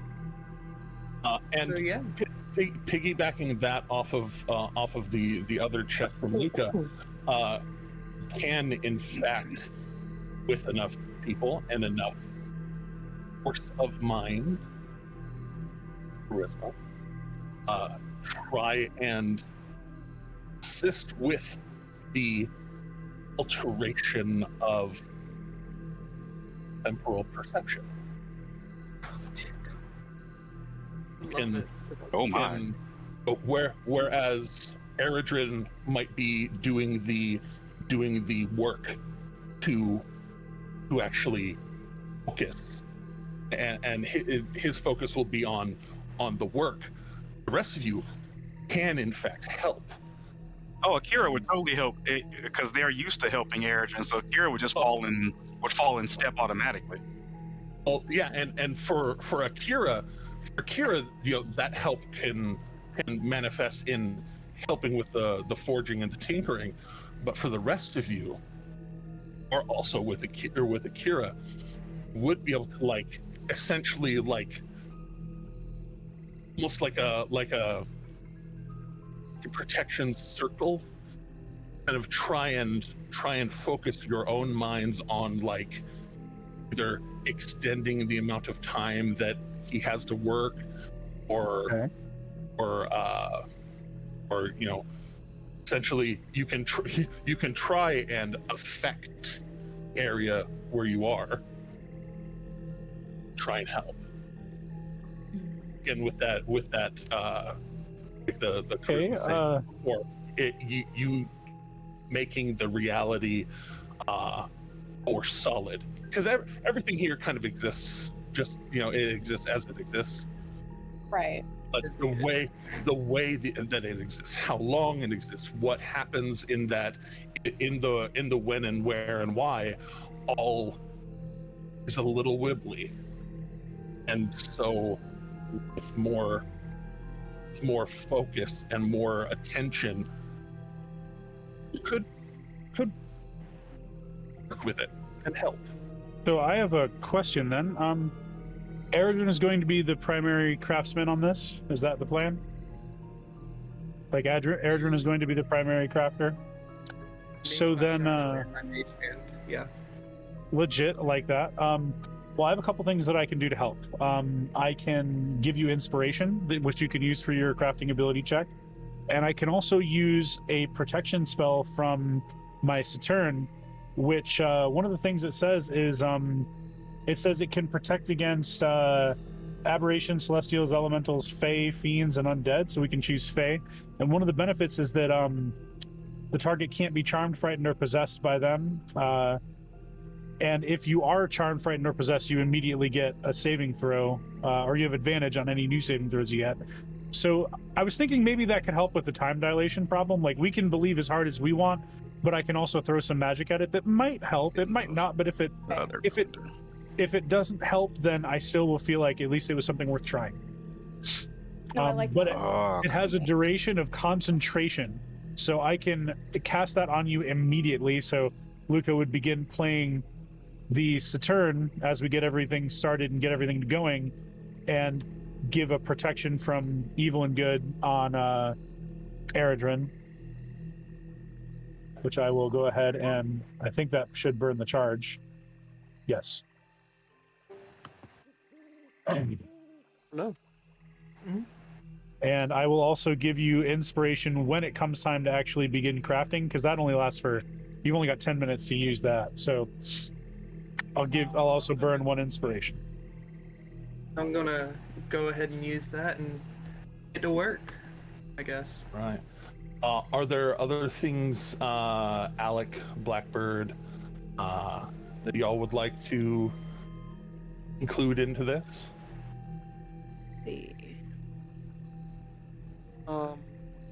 As we're just standing there quietly while Eredrin's doing his thing, Alec is just gonna start going. There she was, just walking down the street, singing.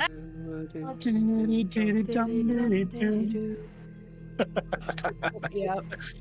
Look good, look fine. All right. So helping out with that. Okay. She okay. looks good, she looks fine. This song passes in real time. Yeah.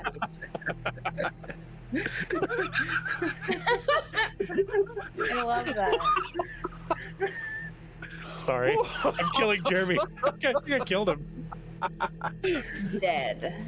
That is one of the one of the usually unspoken rules of my table is if you can break me particularly that hard, I will give out an inspiration. So between I don't know if Luca, you're still holding on to one of your old inspiration, but if you are, you can give it to Alec. I think I actually did give my last inspiration die out. I earned a new one when I already had one and lost one, so I gave it out recently. Okay. I'll hold it for now. Okay. We'll throw it out there if we need to. So I don't think I have anything I can use to particularly help other than to just be insightful and focus kind of on the area to highlight time, baby. Keep everything normal as possible.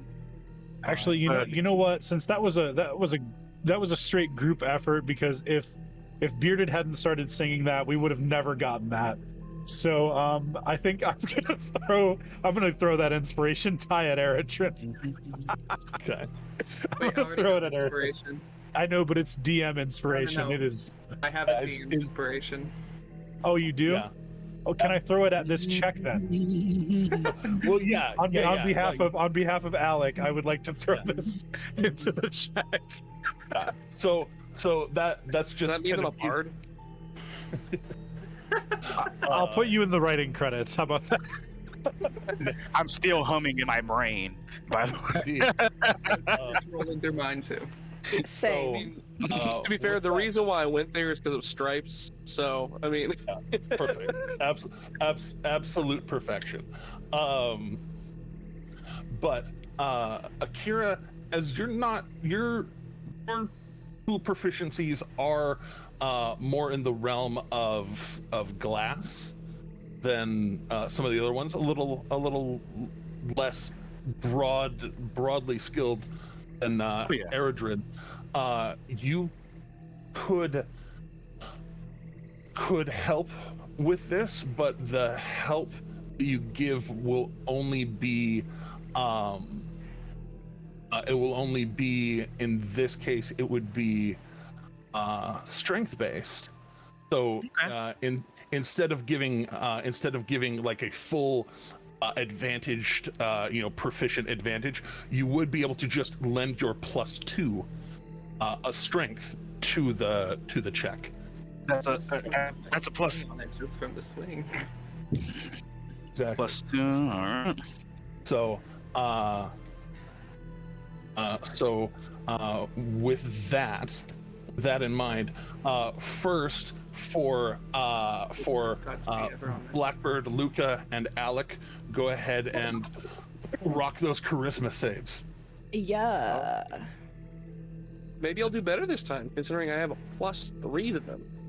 Believe in you. You got this. I got a 7. Much better than what I got last time. Oh yeah. And I'll say, with that in mind, Luca, did you want to throw your DM inspiration into this to try and improve, say, Alex? Sure. That sounds great. Go ahead and Alec, re-roll that charisma save just to see if you get better. Nope. Okay, not better, but still. Yeah, digital dice hate me, just so you know. That's fun. You know, actually looked it up. Roll20's RNG is like actually quite legit. So it's in this case it's just dice being cantankerous.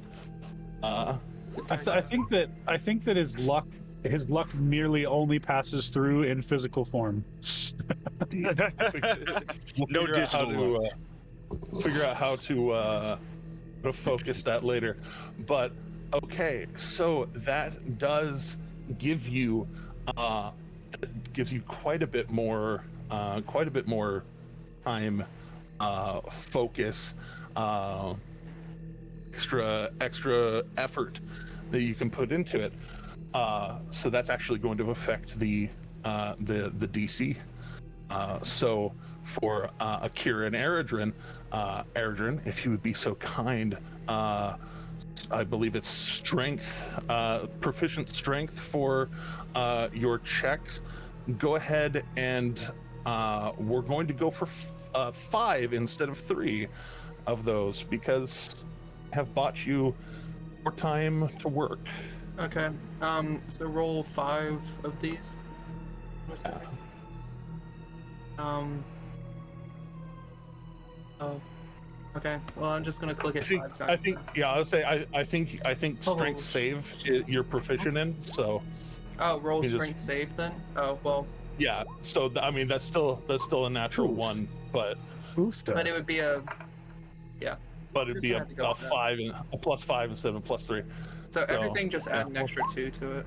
That's a lot of rolls. 5 total rolls. Also, right. I want to use my bardic inspiration on the 6, which would be the 1 + 5. Also a reminder, you have that DM inspiration. You can re-roll that now 1. Yeah. I'm gonna You use do that. You can't do worse. And I'm gonna actually do the strength save. So we have the 5 for that. All right. There we Hey, go. that's better. So that's a 15. And can I use? Then can I use bardic inspiration on that 9? The 4 + 5. So roll a d6 for that, right? Mhm. Okay.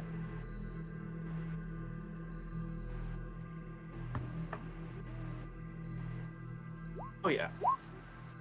And over the course of it, honestly, Luca, if because this is an extended kind of check, you could bestow any or all of your inspirations into this.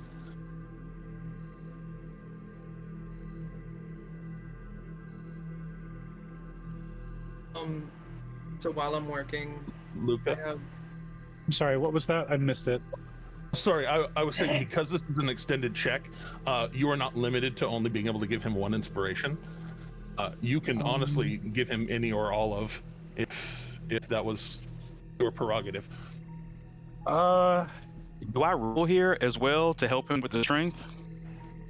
Oh no, you were just adding an extra +2. So Okay.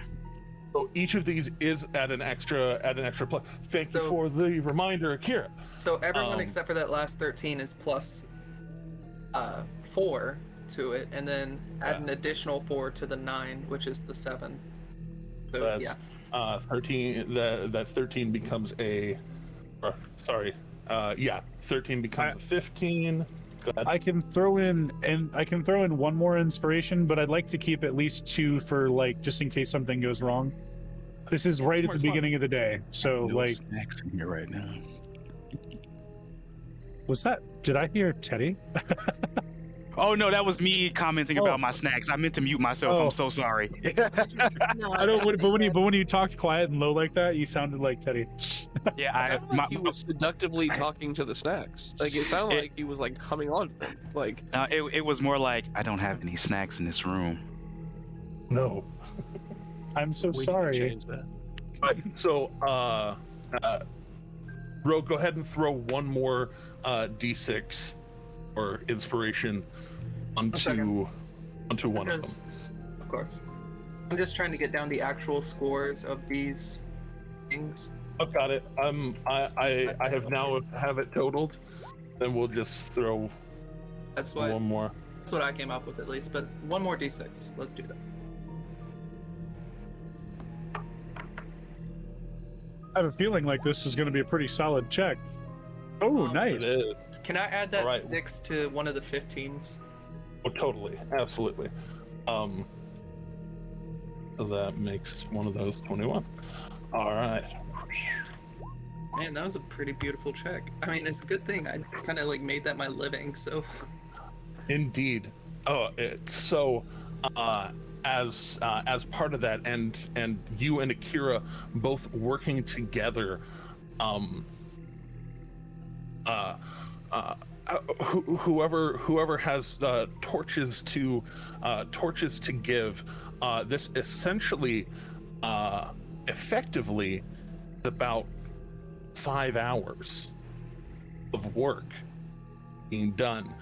But as Alec and Blackbird and Luca all kind of focus in their attention, you notice that the area around you almost seems slow. The water ripples on the lake, as the stream is pouring into the lake. You notice them actively slow. Way down. And Eredrin, how much chain are you making? How much silver are you putting into this?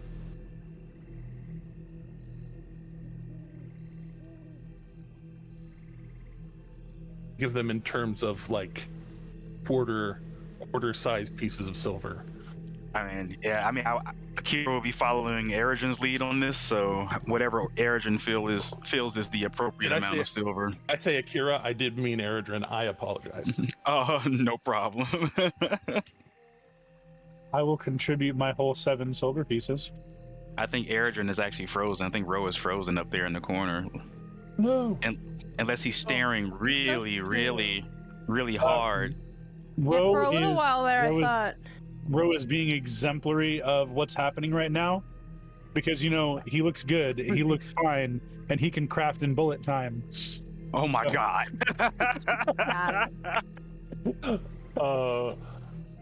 Ro, if you can hear us, can you drop and rejoin? Or did his internet crash like mine did earlier and then because I was That talking could be what to it was. I was talking to everyone's still face. Oh wow. Before I realized my internet was out. I promise we aren't that good. We can't just all pretend to be not moving that well. Like we're not all that in sync. Could have been well rehearsed. I don't know. Hey, I Like some mean, kind of like weird flash mob. exactly. Yeah, Exactly. the weirdest Internet- flash mob. True internet flash mob. There's a mine flash mob. Well, while that is getting figured out, as to, I'm just gonna go ahead and put the question over here. Andrea, how much pay are you putting into this? How? But while the rest of you, like the world around you is in bullet time, Ergen and Akira are going for it, and they are four torches at a time. So however y'all want to account for it, y'all can kind of figure out whose torches are being used, and how many of whose. But total of 20 torches, 5 hours. I don't have 5 any hours. 4 torches, you know? apiece. Blackbird's gonna donate 10. Finally, starting equipment torches really being necessary. Right. Yeah. For the first time in years, starting equipment matters. Torches Look, matter for the first time That's in right. forever. Look, I bought a lantern. I went like the step beyond torches. You did. You bought a lantern, That is which is impressive, dope. and I love that. Because I have never thought of. I just carry torches and get characters with dark sight. I never think about that. I mean, Two torches too much. You know what else I usually Fair. make part of my standard equipment pack in any game that I play? Signal whistles. One for every member of the party. Ooh, Yes. smart. I like didn't- it. I didn't in this game. I will admit right now, and if it ever comes up later, you guys can pull back to this moment on stream. I did not purchase them yet on Luca. So you know what I do every single game I ever play? The thing I didn't do this time.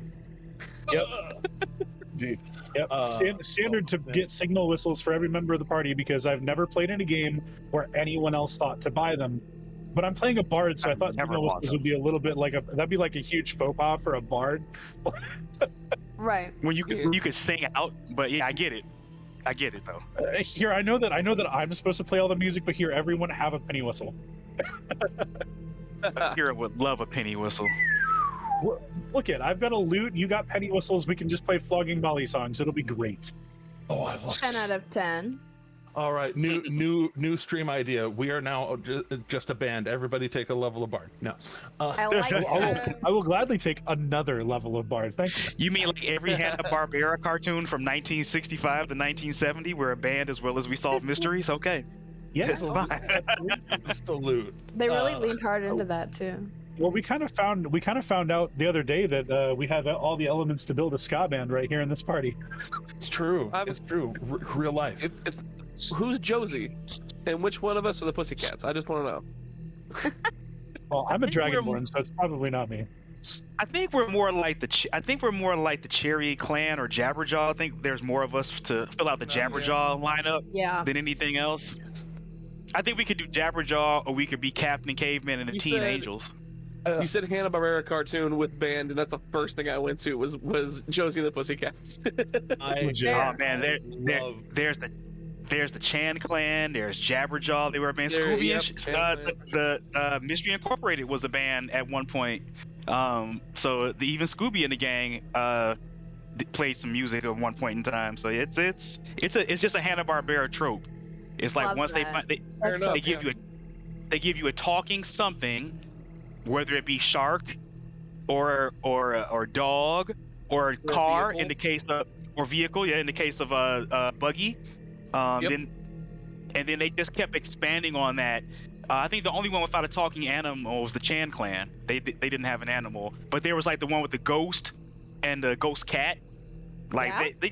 they just leaned way into that. Yeah, that is. A funky phantom. That's what his name. He was the funky phantom. Hey, you know this thing that shouldn't talk? Watch this. I think that's just pretty much the entire Hanna-Barbera lineup. That and the Flintstones and the Jetsons, but even on those things that talk that shouldn't have. Well, maybe not on the Yeah, like all Jetsons because it was these more animals. mechanical. Oh yeah, no, What? Astro talked. Yeah, Astro talked. Yeah, Astro could talk. Did Astro talk? Astro talked. Wow. Yeah, Astro talked. Yep.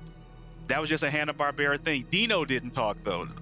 On the Flintstones, Oh, yeah, the other Dino did animals who not. worked, the worker animals talked on the Flintstones, but not Dino. Just talk about animal cruelty for a second. When it comes to Mickey Mouse, having a dog, Oh, And then- yeah. like Goofy's over there, just walking around like nothing's wrong. But see, Goofy was an awakened dog. Pluto was just a dog. He's Got him. he's an awakened dog. Yeah, he was a Yeah. Pluto. Goofy is an awakened dog. He's So a the weird, he's a weird Some like hippopotamus cow something or another, because he like was it Maribel? Maribel was the same sort of species. Yeah, Maribel's but a she cow had though. Yeah, she looked like really similar to Goofy. Maribel did look similar to Goofy, a but lot of Goofy was. respects, but she had the horns and everything. Oh, do we have you back? We Well, went down thank you a for the rabbit brief- hole. We did. Thank you for Yes. this brief Hanna-Barbera moment brought to you by Dice Dude. Sponsor. Sponsored by Maybe Once a someday. Time a D20. All right, we see you now. Can we hear you now? Hello. Hello. Oh, yeah. And Okay. Oh, we can hear. Welcome home. Welcome to the We- soup. Completely crap out for a minute there. I think I did. Yeah, it happened. Like I was saying. Okay. But yes, so the question remains: how much silver are you using? Basically, thinking of silver pieces being about the size of a quarter, and you being able to kind of like hollow them and expand them a bit, and kind of hoop them out into these chain links. How many would you want to put together? How much would a if burial chain really be? About 40 or so. With the middle one probably taking about 3 chains all in all because it's extra thick and decorative in the front. Okay. So, taking your time to work this, or the time given you to work this, and you are able to kind of, especially having Akira's help, that pushed you up from just to do some math nerd for you. Akira's help boosted you by a full 2 points on that 19. Took you from a 17 to a 19. Nice. So as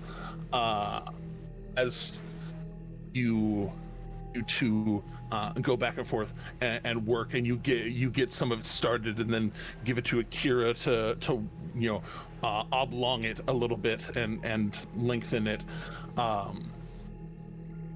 And my Mage Hand and Echo are in on this too. My Echo may just be holding the Crucible in place, but everyone's on this thing. Everyone I can summon is on this thing. Oh yeah, and kind of making sure everything kind of works.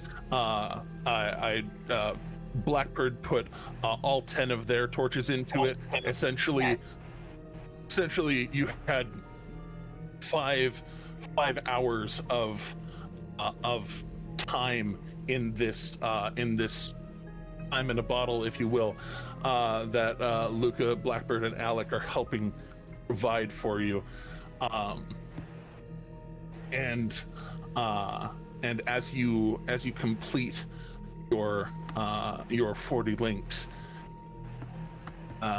you all have that bubble of time that you've given.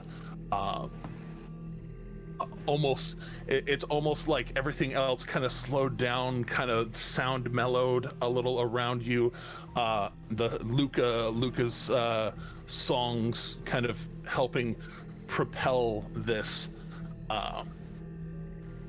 forward, or propel this isolation. You all kind of hear the wild start to catch back up, and merging both your slowed time and its time back together. You see pop out of the water, fishy creature, and while the piece of egg no longer is floating around in their mouth, the coating on their tongue is still there, even though they've been underwater and swimming about. And you see it as they speak. Oh, the comprehend languages has since passed by. The protection eventually passing by. You see, and they pop out, and there's an enthusiasm and a shaking of head, and kind of a go back and forth. And as they are expressing themselves, they reach out a hand, and these 5 bubbles just kind of bloop bloop bloop bloop bloop and start floating towards each of you. Just a little looks like a kind of weird blue sheen bubble floating towards each of you slowly. I would like to take the time to do another ritual comprehend languages, because I think we're going to need it. Okay. If we are afforded such time. Well, each of these little bubbles are floating towards your faces, and they slow down. They slow down in that, like, towards your faces. Not like it's shooting you with something, but like somebody blew bubbles. And, yeah. But it came out of their fingers, basically, and just bloop, bloop, bloop, bloop. And they float towards your faces, and then slow, almost like they're waiting for acceptance or dismissal. I will indicate that I'm going to accept the bubble, but I'm going to do my ritual first. If maybe one of the members of the party with psychic abilities could convey that to them, so that they know, hey, our translator is. Yeah, I'll do it. Simply say, yeah. Okay. Yeah, I got it. I send the message, Jeremy. Hey, I got it. they start the bubbles start to drop. Like, they float up to your face, and then they start to fall. I'll have to grab it at some point then before it hits the ground, I guess. And if you're taking it and projecting your will to accept, it then flies into your mouth, and you just have that moment. Anybody else? Yeah, Kira will accept the bubble. Accept the bubble. One of us. One of us. I'll accept it as well. Screw it. Oh gosh. Yeah. I'll same. become a fish man. Blah blah blah blah blah blah blah blah blah blah blah blah blah. All hail the Hypnotoad. If I was a fish man.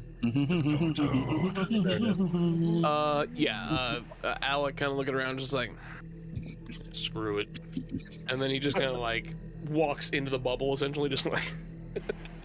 You walk into it and it walks into you. Become one with the bubble. Join the bubble. DM, how do these bubbles taste? Prepare for the nozzle. Do not touch the nozzle. Right, do not. Calibrating. Right, nozzle. Calibrating. Do not touch the nozzle. I'm that's such a deep cut. Please take your own DM inspiration. That's old Venture Bros, okay? That's early Venture Brothers. I don't know anything too much newer than that. So like, if you got me with the Venture Bros, gee, all right. So as these slip into your mouths, honestly, it tastes like cilantro, and you can choose whether or not that is the good taste of cilantro or the soapy taste of cilantro, depending on genes. But it's this odd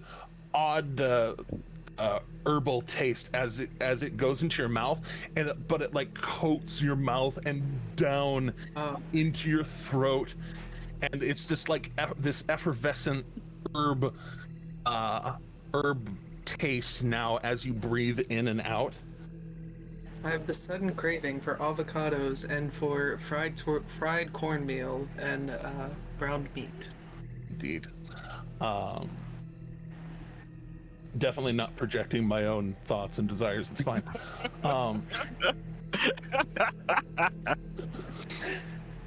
But I'm sorry, that tickled me. It really did. Right. But yeah, as those pop into your mouths and you feel that effervescence, Luca, as you're doing your ritual,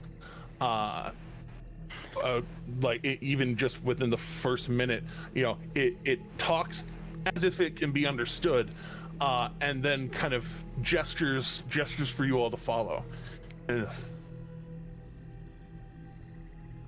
Akira is going to dive in the water Olympic style, because why not?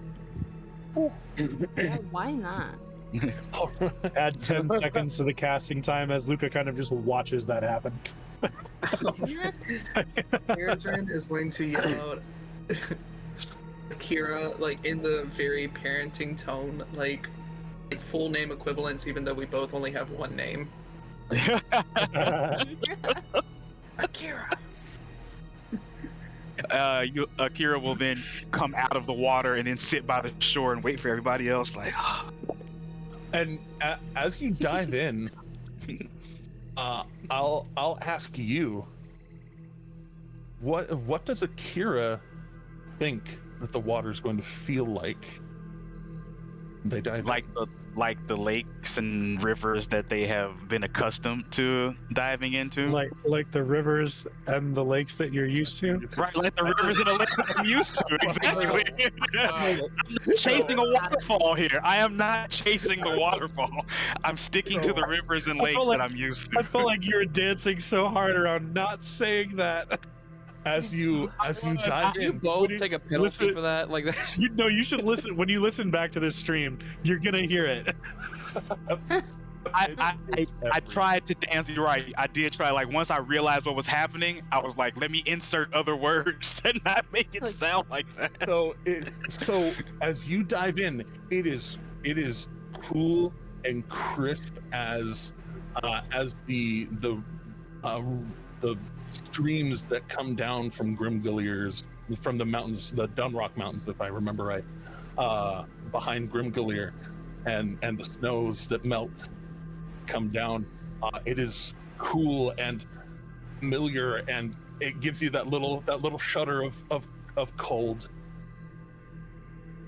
I mean, I still come out after Eredrin yells in my brain. I still come out and like sit on the shore, like just keep my feet in the water, and just kind of sit there like a very bratty kid, like. As you swim back, there's this bit of like, wait, no, like coming from the creature in the water, and they're like basically gesturing like, no, come. And then also as you're in the water, there's that instinct to hold your breath. Then as you hold it, a little on your neck opens up and accepts water into your lungs.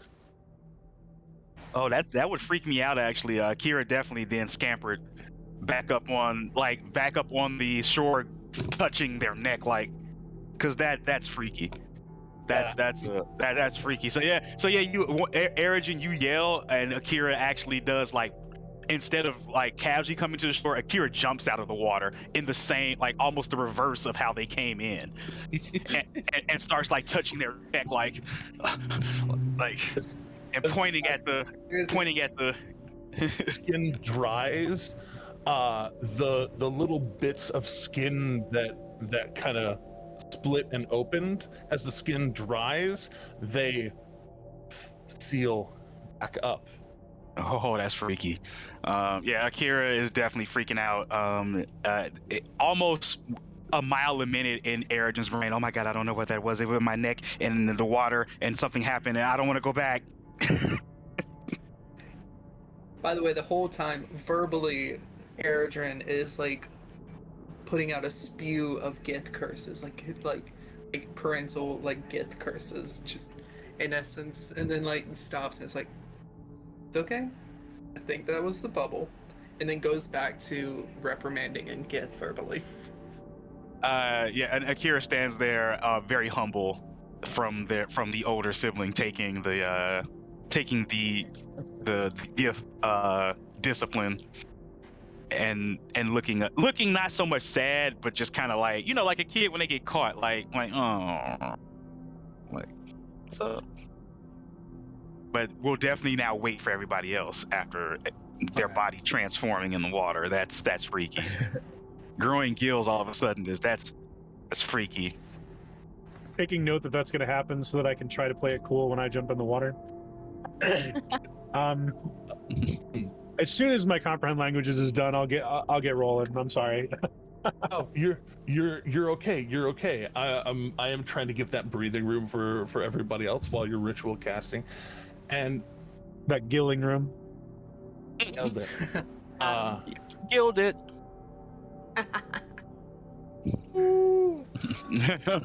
Sorry. Wait. I gotta pull a Kyle Hill. Oh.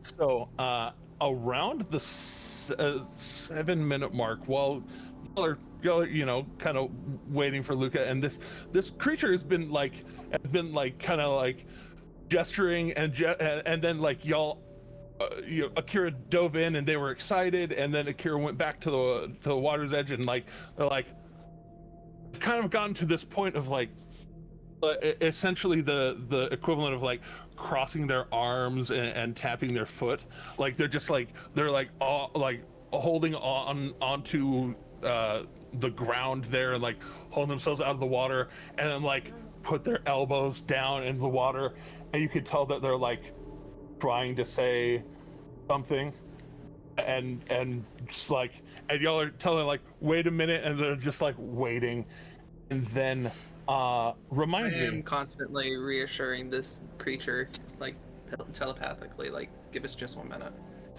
And remind me, those of you who I'll say it this way because it sounds ominous.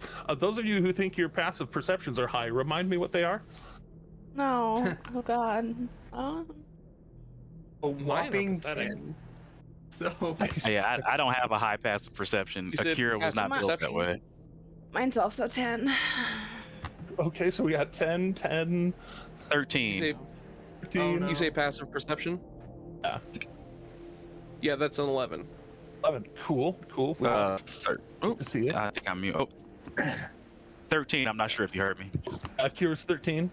Yep, Luca passive. Luca is only at a 12. My insight's higher. I was gonna say, why don't we ever Cool. use passive insight? I'm at a 13 there. Okay, Mine's a well, 15.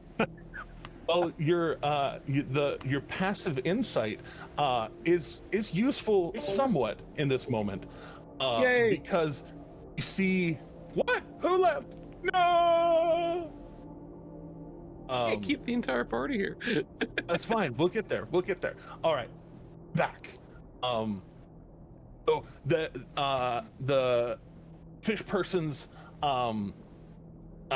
stance goes from that of boredom to that of you might refer to it as abject fear, and they push up off.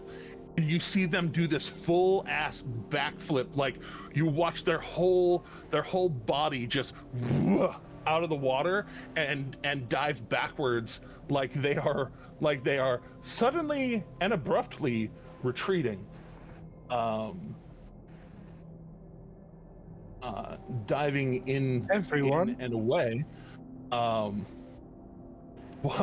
While you see that, the only one of you who has a passive perception close enough to notice why,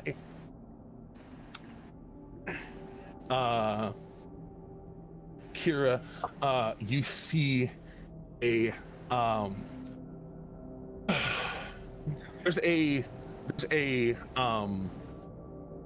like a familiarity for a second, like Eridrin had taken that bubble and lit it up. Luca tossed it out into the water, or was it? No, it was Luca that lit it up and tossed it out into the water, and you can tell maybe why this creature was so curious about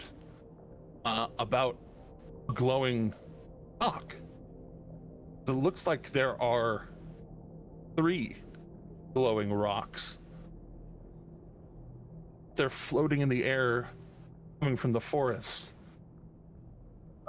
Shit. My friends, it's time to roll some initiative. Ah, Great. Oh, this is gonna affect our water breathing. Not if we just immediately run into the water right now. That is true, but we'll see how that works. I want it known that I still have only rolled above a 5 in initiative in my entire D&D career 3 times. Okay, so because I never get this right, I have to select my token first and then go roll initiative, yes? Hopefully that I works. just did it. For me, So, it doesn't, like, but it can work. I literally just clicked my icon on the map and then hit and then my Beyond 20 on D&D Beyond. Okay, I will try it. We shall see. Where are these rocks? Look at It that. worked. Finally. I finally got it right. I rolled a 9. Alright. Akita. That would be a 9. 9. Hate my life. The dice gods hate me having initiative. I mean, that happens occasionally. Occasionally. Again, I've not rolled above a 5 in my entire year of playing D&D for initiative, except for 3 times. I guess that just means I need to throw more initiative at you so you can up your average. Get the I'm averages fine with up. that. I'm fine with that. Got you. I made martial classes. Let's go, baby. Oh, all right. So for my initiatives. Oh, well, there's a possibility for them not to roll that kind of initiative, but that's fine. Let's see here. Let's actually put them in here, and here. Drop them into the turn order, and as undiscouragingly as I can put it, I got a 14, a 25, and a 27. Oh. Okay. So we're screwed. Well, you know, they're very dexterous, little dangerous creatures. Like, it happens. It's fine. But they do, as they are noticed, and you will see them approaching. This one in the back, kind of revealing itself. There we go. Oh. Gets about that far before it's okay. I guess it is just going to suddenly wink out. Like as it flies forward, it looks like it disappears. The next one I'm forward flies up. Alec, give me pick evens or odds coming for you. Evens or odds? I will pick odds. All right. So odds you picked, not coming for you then. Luca. Okay. I was giving it an opportunity to not pick on you for another fight in a row, but I'm a terrible person. So flying at thee. The best way to combat is what my character would do is to say it's what my monster would do. Yeah. That's why I did. That's why I left it to the dice. So, as this thing floats towards you, this little torch of blue light, you see its mouth. It has a mouth in the little flame of its light, open up, and it arcs lightning at you, in the quantity of 7 points of lightning damage, unless you can evade a 21 somehow.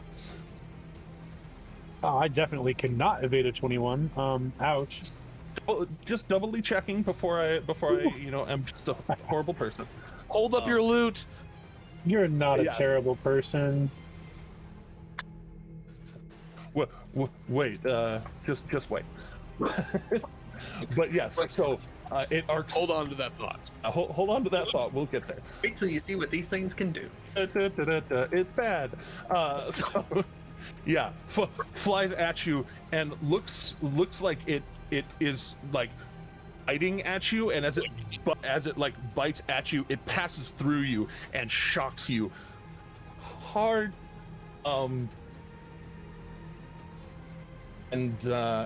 That's its turn, which brings us to Blackbird. Blackbird, there's shit flying at your friends. What do you do?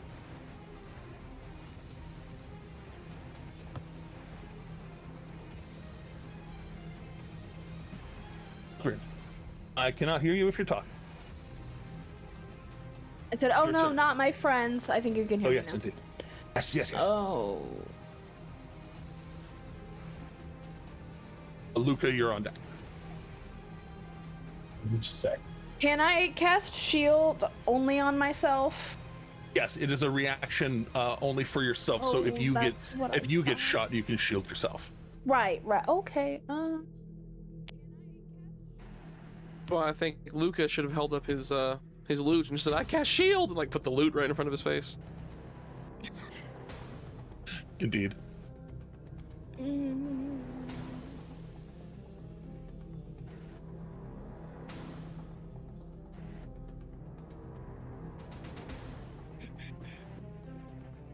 He needs to give you an extra second. We'll trade you and Luca for now, or? Yeah, let's do that. All right. Okay, you're up first. Hey. Well then.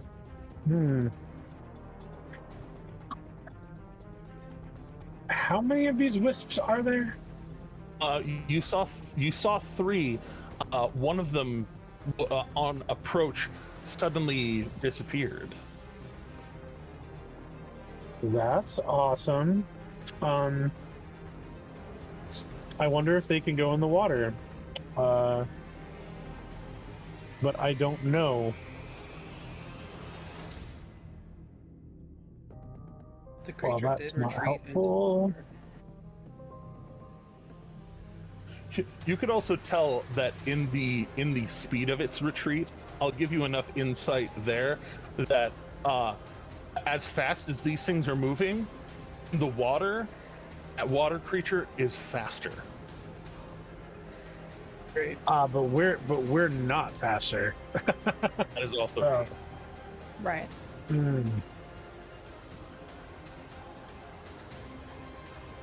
Then in that case, I don't think there's. I think there's only one of them within 30 feet of me. the other one's 40 feet away. Yeah, so not really going to be much benefit to the majority of my stuff. I think I will just I guess I'll disengage. I want to just get away from it. That hurt quite a lot. Okay. So how do I have to move for that? Disengage just means that you have An action. You have your normal movement as an action to do, and you can move without consequence, getting away from not just one person but any enemy, as long as they don't have very, very specific things that can counter it. Let's Spoiler: these things are not those things. jump to Are there here. only 2 wisps on the board? Yeah, one of them. Yeah, one of them disappeared. disappeared for some reason. Oh, And I I see can- that. I thought that one. Okay. I heard about that, but I thought he came back. Thought he blinked. Oh, he did blink. He blinked out. Ah. As they do. And I think I will bonus action healing word. Okay. I'll just go ahead and do that. Healing word myself, and I will heal all the damage.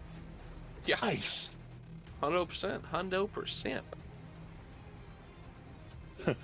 Talking to yourself. I'm good. I'm good. I'm good. And the little Good. scorch mark Love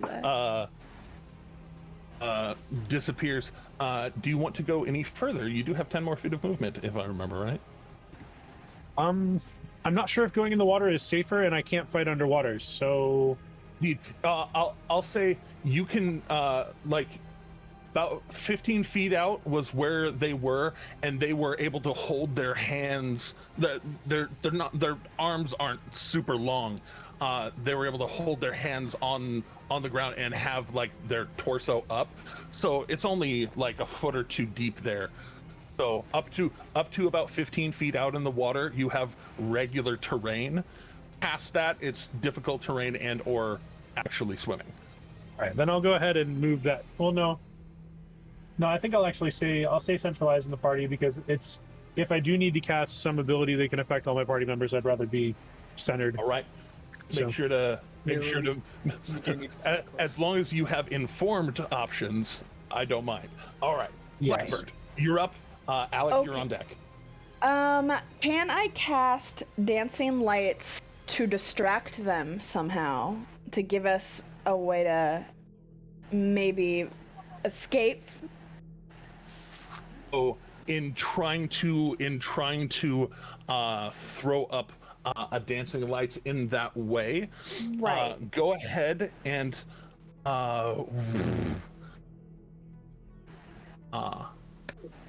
Arcana or Deception, your choice. Let's see. If you actually have knowledge in Arcana, you can substitute your Charisma for this, because essentially you are trying to. Also, you're a Charisma caster, so you're trying to manipulate your light to be able to like try and essentially.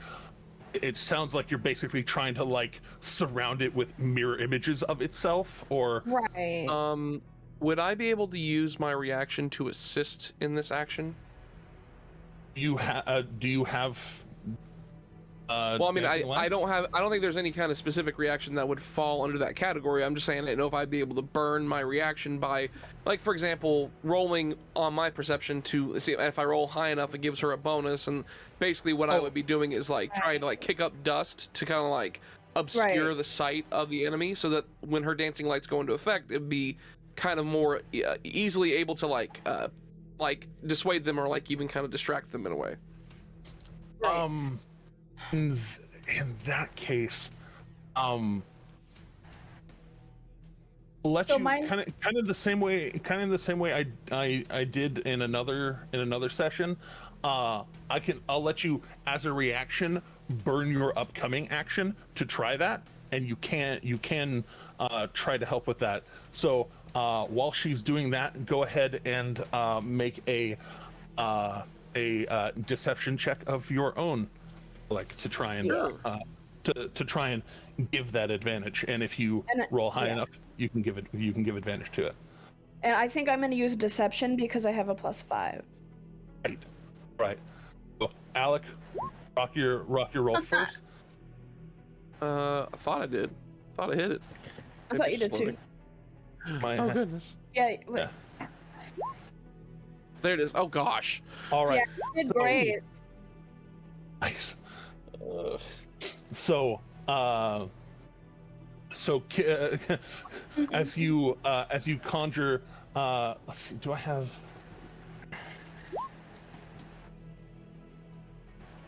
Does it give me? Oh, it does give me dancing lights. Hell yeah, love it. So, as you conjure these orbs around it, trying to dazzle it with there we go.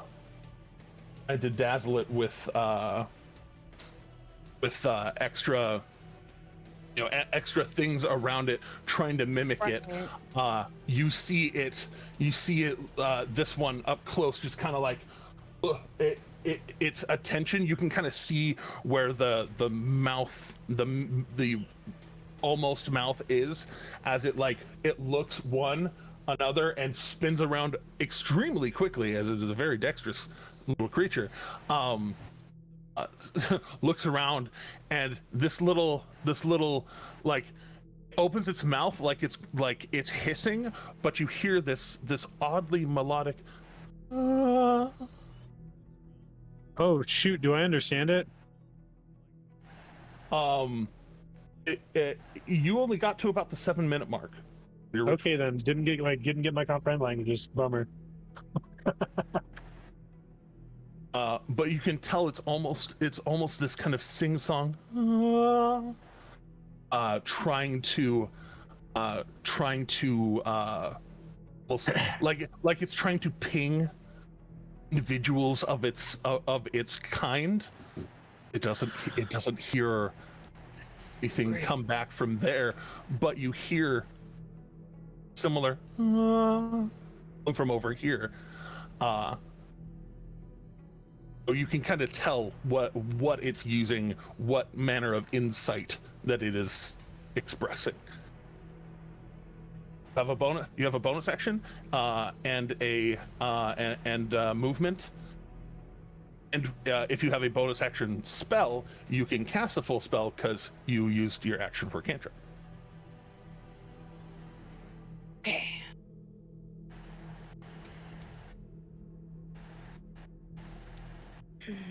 I think I'm just very gonna. clever. I am so sorry that it didn't work. It's fine. It was a good try. Blackbird's going to take a few steps back to kind of distance themselves from it. Since the purpose was to try and give us some space, even though it didn't super work. Yeah.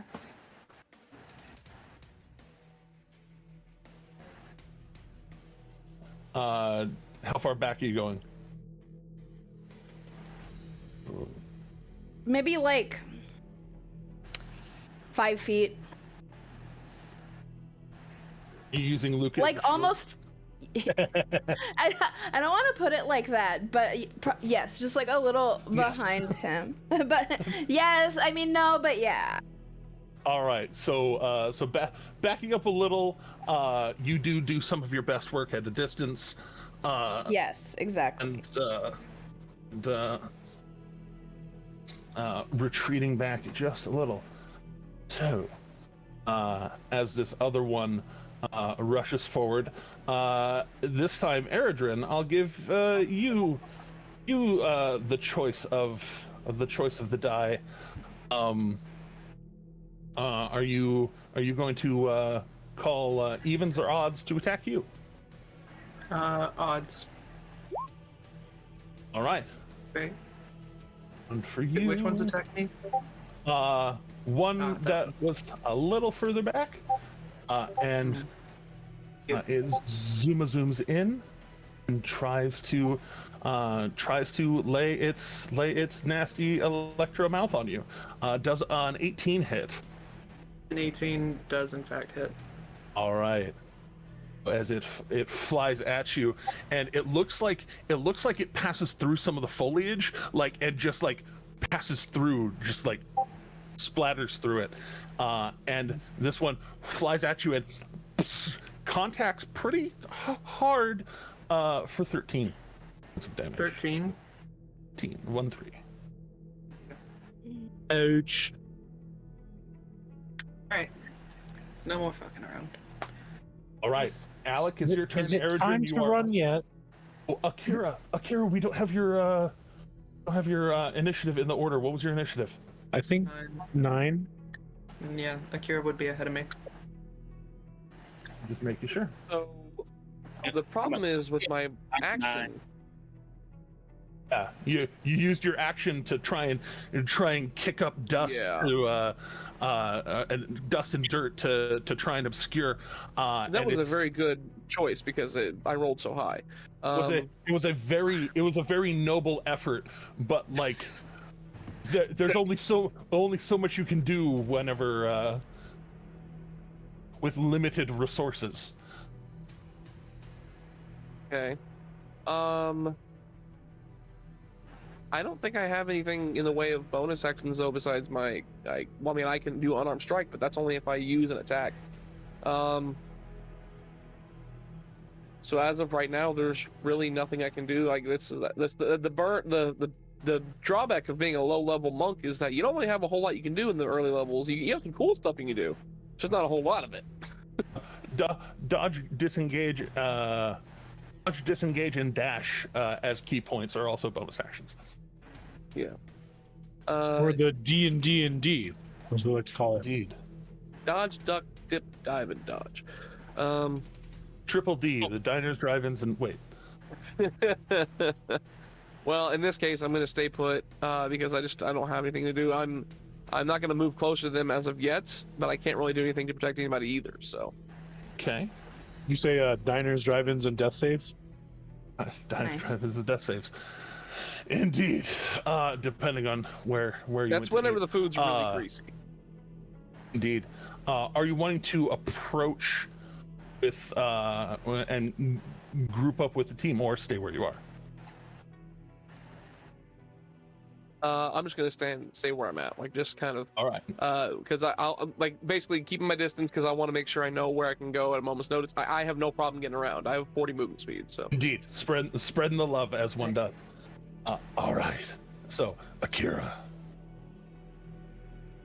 Alrighty, let's. I'm not happy about seeing my fellow Dragonborn getting attacked. I'm not happy about my sibling being in danger. So, Akira is going to get within 10 feet of. Of this wisp by. Well, yeah, this wisp right here. I'm going to get within 10 feet of it. So wait 1 second. Let me get a little further away. Make sure that's within 10 feet. Yeah, 10 feet. I am going to then bang my arms together while closing my eyes to activate Arms of the Astral Self. My psychic dragon arms appear. Hella. Oh, so cool. Yeah.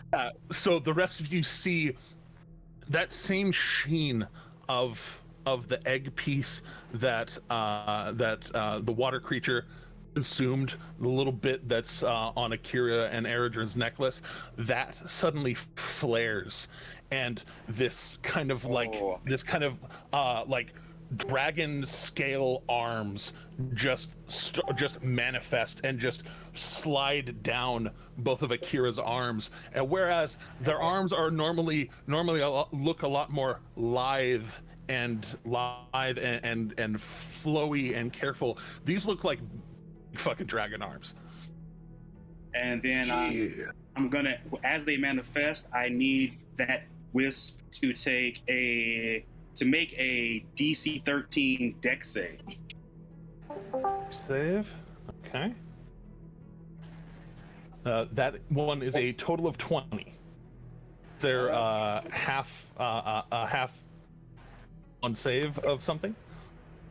Gotcha. Well, that was the full bonus action right there to activate the arms. Because you spend a key point to summon the arms, and then I could do force damage if they failed the dex save.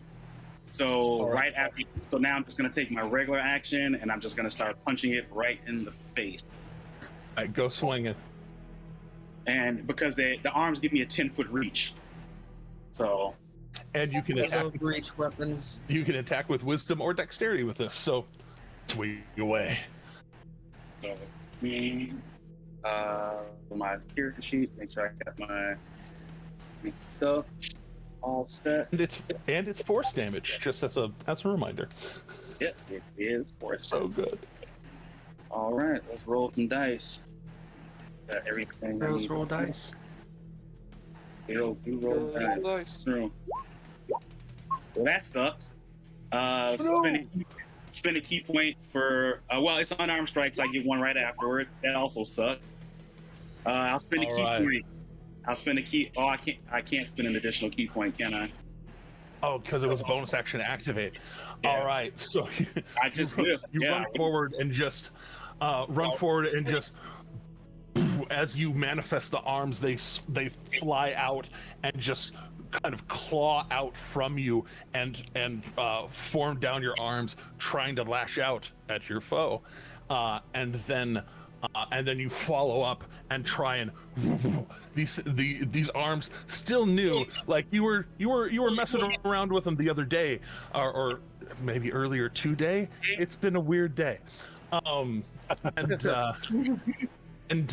you go to throw, and you're still getting your proprioception right, because these are extended arms on your body, so just kind of getting your bearings. Makes sense. Anything else for you? You know what? I'm gonna stay right there. There's nothing. I mean, that's my action, bonus action. But Akira's a fighter, so Akira's staying right there in front. All right, Eridrin, you are danger close. What up? Oh, so I'm just gonna go ahead and summon my echo behind the wisp that bit me. All right. I don't know if I have a token for my echo, but hey, I do. Yes, there is. And with that, I'm going to use my glaive to attack the one that Akira tried to attack, so the more northern one.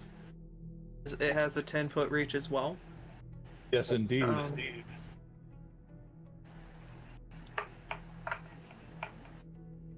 Does a 10 hit? A 10 does not. You try and lunge out your glaive towards it, and like you stab right where it was, but it's like it almost blinks and just very quickly shifts out of the way. Okay, I'm annoyed now. I'm going to go ahead and use my my Echo's rage. Well, not rage, but you know what I meant. Unleash incarnation. Yes. I'm going to go ahead and use that so it can take the great sword and attack the one that just hit me. Okay. So let's see what that does. That gives you the +1 flanking bonus as well. Jesus Christ. All right, so you stab out towards the one.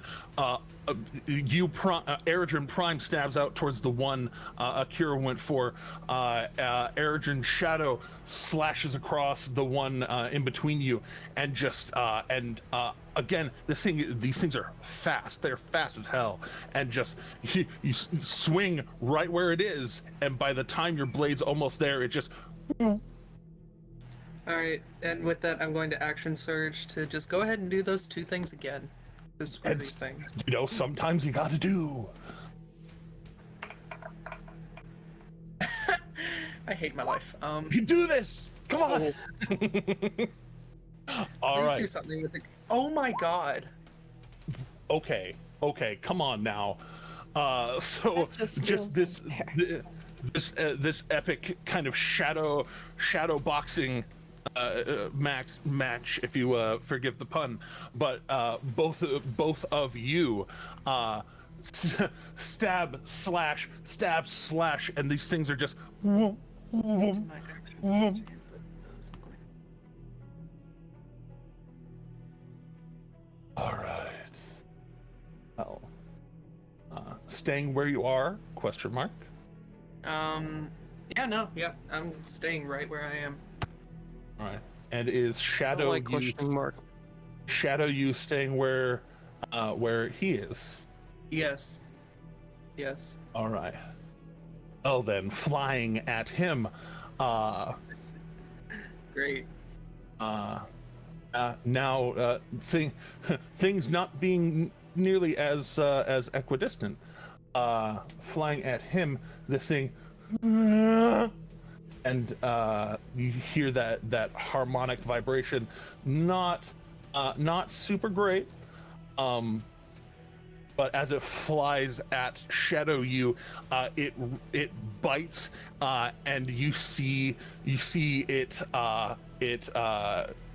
get bit and have that little bit of like swing around towards it. As it starts to swing around towards it, it evaporates as your So shadow, did that sprite? Yeah, that sprite's not within 10 feet of me. Never mind. your shadow you most unfortunately, as it goes to try and retaliate, disappears. Oh I'll no! be back. But Goodbye, Shadow. You. This creature continues its movement as it like arcs other you, flies straight through you, and as it hits, you feel it static inside of you. Not enough to harm, but it's uncomfortable as it passes through and gets to the other side, close to Akira and Luca. So I get an attack of opportunity then? No, it doesn't leave your threat. It moves into. Unless you are a polearm. Polearm master. No, I'm not a polearm master. All right. Do have Oh, a polearm basically, but We'll work on that then. So this one,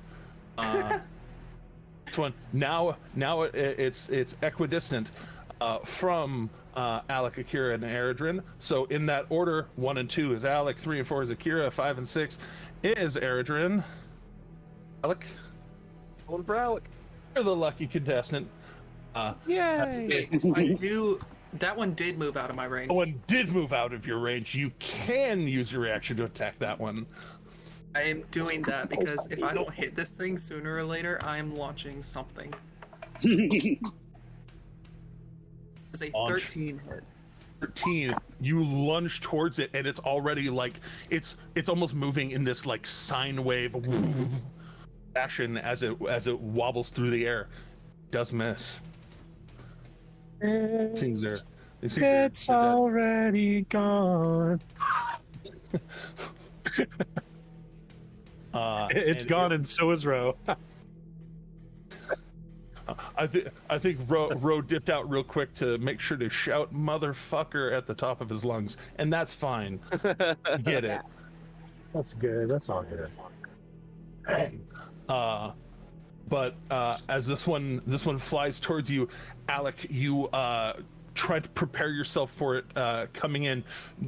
Do you have a way of negating a 19 to hit? No, I don't think. Well, could I? No, that would make it an action. I can't. If I use the key point to do dodge, that would still be an action, right? That was bonus action. That was the bonus action that was available to you on your turn. Yeah. So. Oops. Would that have still counted for this round? Yeah. It rounds for abilities like that go from your turn to start of your next turn. It's not top of a round. It's not. Okay. Well then. So this is again the learning curve of the monk. I am willing to give you, because you did not use your bonus action on anything else, retroactively let you. Yeah, sure. I'll take the dodge. I'll take the bonus action dodge with I'll burn a key point. Okay. Just again, kind of giving you an opportunity to learn your character and not just for sure. I've never played a monk before, so this is all new to me. All right, so I'll go ahead and roll with the disadvantage, which takes it from a 19 down to an 11. Does not hit. So yeah, as it flies at you and dodges past Eredrin's stab, it too tries to like fly at you and through you and arc at you, and as it goes to let itself off, you just kind of like move your whole body, like shift from full wide to full side, and it just through you, and you see a little as it flies past, turns around, and readies itself again. So we're back around. Blackbird, you're up. Luca, you're on deck. Gotcha. Right. This time Blackbird is gonna try and hit the closest one with Eldritch Blast. Nice. All right. And since you're adjacent to Luca, he's not going to count as any sort of cover there. Yeah, so fair. go ahead and. Is there anything you want to levy on it before you eldritchly blast at it? No. You have bonus action options. Oh, do I? Okay, hang on. Making sure. Good call. Bonus action.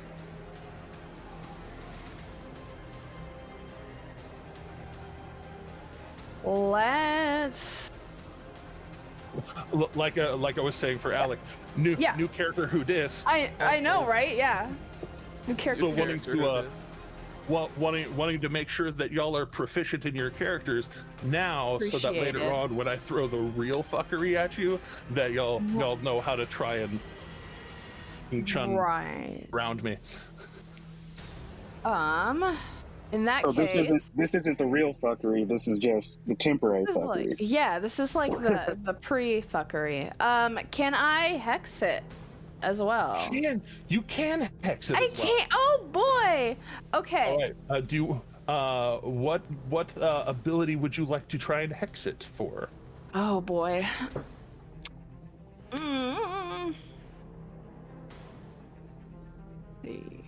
Hex's dexterity. Actually, yeah. Can I do that? Because like F For that. sure. Saying it's dexterity. Yes. All right. Okay. And don't forget, if you do damage, roll an extra d6 for your hex damage. Yeah. Just Oh, don't smart. forget that. Okay. Thank forget. you. No Will problem. I'll try not to forget. Okay, do I roll anything Sean, for the hex? exemplary of friends don't let friends forget bonuses. Yes, friends don't let friends forget bonuses. So, Appreciate it. so normally, normal spells or most spells require some sort of save. Hex does not. You literally just levy a minor curse on it and just. I'm obsessed. Yeah. Love it. Okay. And then I'm rolling the hit dice for the Eldritch Blast, right? That's Yeah, the 2 hit. Yes. okay. We'll do the hit. So you roll a d20 and then add your Oh! It's a Is anybody six. anybody else holding on to DM inspiration? Y'all are. Oh man. the dice I'm are gonna being literally mean to die. me. He got Oh nerfed. my god. Oh, okay. Oh, Does it hit? Oh yeah, no, you fire off towards it, and you kind of are you've got Akira and Eridrin to kind of worry about. So you try and time it like between as it's kind of moving back and forth, and you try and slow it down with your hex, and the energy does kind of wrap around it, but it moves still and just and you fire over its flame. As it is what it is. Call of Duty Black Just Ops so 2, resigned. shoot through me, kill this thing. Indeed. That's right. It's cheating. It's hacking. All right. Yeah, it's glitching a little bit. Man. All right. Well, I tried. All right. You know what? Just go ahead and kill my character. Honestly, just go for it. No. Okay. Luca. That's a joke. Wow. I didn't actually mean that. Don't Fuck do you. it. Luca used to fighting with the Blackbird because the Blackbird was with our party for a little bit longer than some of the others. Dodges around that Eldritch Blast so that they can try to shoot. And coming out of that movement, Luca is going to strum a few chords on his lute, and he is going to... he knows that they're pretty dexterous, but let's see how charismatic they are. I'm going to pop off a Bane, and we'll see if they can make their charisma saves. They're all three within now range. you have 3 targets. Yep, they're all 3 within range. Yeah. I believe they call that waiting until the opportune moment. Well, Got Luca does consider himself somewhat of a tactician, so That is. You get to cast on all 3 of them? yeah, Oh, 30 foot range. I will ask you, which one of them is the 3rd one you target? I'm just gonna go 1, 2, 3 in order of how close they are to me, as it kind of spreads out in a magical musical wave away from Luca. 3 being the one next to me. All Yeah, right. so 3 is the one So- next to Alec. All right. So, You need to drop a blood for that. oh no, he's got a. I've got plenty. He's gotta focus. Yeah, he's got to focus. He's fine. I've got blood on me too. Remember? Well, that is true. He's I can use this. Doesn't have to be mine. You healed yourself though. yeah, that's fine. So, Yeah, but the blood as was you, the blood's still there. as you start into a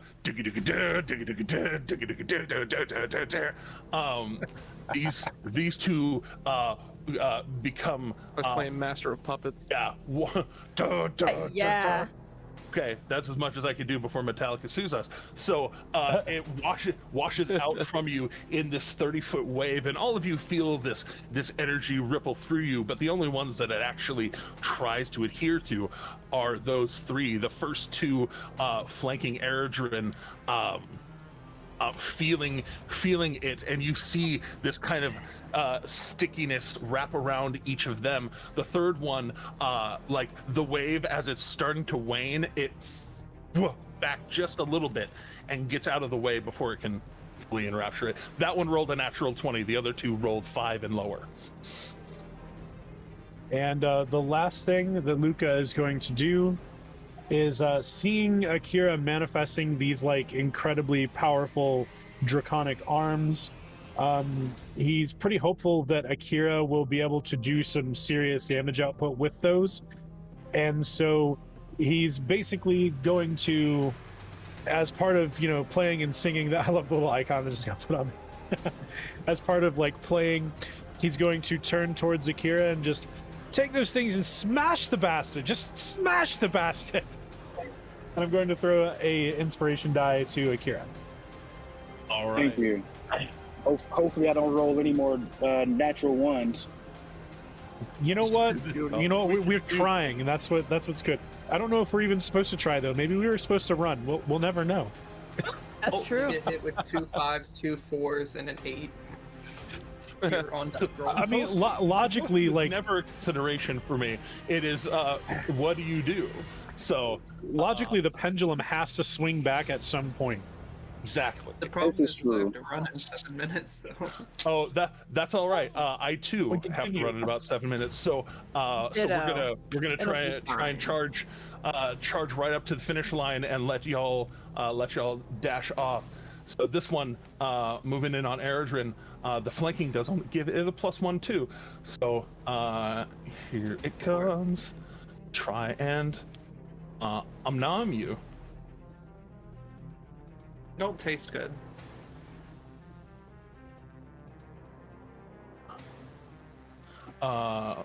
Wait, remind me your armor class, just in case Bane can actually take it down. 16. 16. Okay, Bane won't be able to take that down. Sad face. So I'm assuming it's above a 20.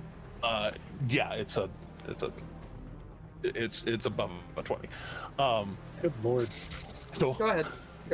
all right, coming at you. Wait, This is how we get Oh, captured by the oh. Fae. wait. Do you have do you have an ability that'll bring your DC up to 20? No. Okay, sorry. Yeah, no, I was just in case, because if you could, there's a possibility Bane could bring it below that. But all right, so as this one arcs at you for 9 points of lightning damage, Cute. That's real cute.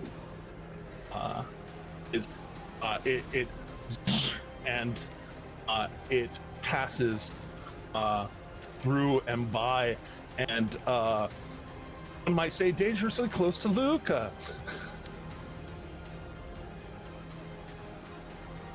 I don't like Kira, things you're on. dangerously close to me. All right. So, you said when I was able to dodge that thing, it flew past me and and turned around like it was coming back, right? Yeah, it didn't quite get far enough to provoke opportunity. But Sure. So what I'm gonna do is I'm gonna as I turn around as it's coming to me, I am going to as it's coming to me, I'm gonna match speed. I'm gonna run at it, and I'm gonna just basically baseball bat this thing, and I'm just I'm trying to whack this thing out the air like I am going for a home run at Wrigley Stadium. all right. That's right. So let me go for that. You don't swing to actually harm very much, so this is a very special occasion. Well, yeah, do no, love this this one right now.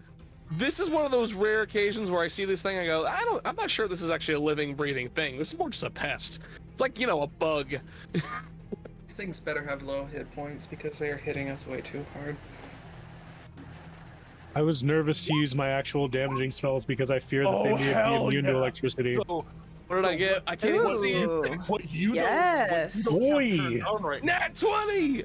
Yeah, what you don't have turned on right now is perfect crits. So, as a reminder, perfect crits means that when you crit, you don't roll that d8 and get a 5. You just get 8. It is the number. How do we Right here, change fine. that? Is there a quick way in the settings to change that? Yes, in Beyond 20, if you click on the little red B, wherever the little red B may be at the top of your thing or down at the bottom by where the chat box is, there should be an option that says more options. Click on that. Down on my window, it's second from the bottom. Your mileage may vary, but it says critical hit rule. Yes. And, its natural is standard PHB rules. You can turn to homebrew perfect rolls, and it will do that every time. Love it. Hell yeah. It's real good, So, and we love it.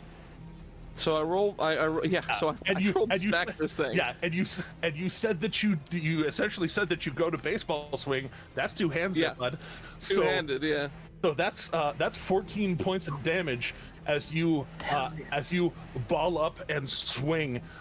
It hits it and passes through it. This thing is still somewhat immaterial, but it hits it and actually does harm it. Ouchie, measurably. Okay. So you do. Since I you do double-handed this it, I'm time. not able to take that bonus action, am I? Oh no. Unarmed strikes aren't punches. Unarmed strikes, and especially for monks, is you have lots of ways to lash out with your body. Elbows, knees, headbutts, kicks. Head, shoulders, knees, and Yeah, toes, no. as they say. Honestly, with that, since I smacked him that hard, and I'm like, screw it. I'm just headbutting the crap out of this thing. So Do you want to burn a key point and do that? I'm 100% burning another key point, Alright, so I can get 2 of them. Swing twice. Exactly. So unarmed strike. Let's see, finagle, and then 20 catches it. finagle that bagel. So I got 2 hits. 15. Is that gonna catch it? 15 does not. So we'll do it. We'll do it in reverse order. So you you run at it, go for the headbutt. It dodges out of the way. You elbow it with your elbow, and then come around and just smash the shit out of it. And it's looking pretty rough at this point. Awesome. Oh my god. See, the pendulum yeah. starts to swing back. Have some faith. Really has- All right. Anything else for Hold Alec? that. Do you want to position yourself? No, I don't think there's any other actions I can take. I burned a key point and I've done my bonus and everything, and I can't move without evoking attack of opportunity, so I'm gonna stay right here. Okay. That's why you take the mobile feed. Wait. Yeah. Do you have the mobile feed? I do not. Okay, just double checking. If I had a monk with mobile feet is broken AF. So. One might call it #best. Okay. So, Akira. Your dragon arms.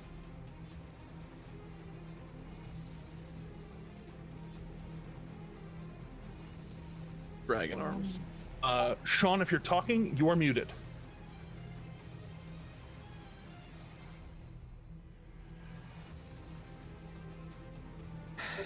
Sean. Sean, Sean. we love you. It is also 3 o'clock for me. It's the hour for the rest. Yes. The hour for the rest of us. So, though we can't hear Sean, we can come back to Sean's turn at the top of our next game, which, as a reminder, for Dice Soup is not next week because it's the 4th Sunday. Yes. There are things that happen on 4th Sundays. So next week, 24th, is going to be our break week. Whether there's a stream that day or not is actually contingent on what the rest of the crew wants to do. I am indisposed on 4th Sundays, so that's why I can't be here. Spoiler, sometimes they play Monster of the Week, and if they can con Teddy into wanting to stream that, I hear that it's amazing that there are even more musical references. So if most people want to join, it's gonna be fun. Or y'all can play off stream and be as wilder and or crazier as you want. Either way, we will get back to this on the 31st of July. Until next time. Sounds good. Until always, next time. remember, kindness is free. Keep going.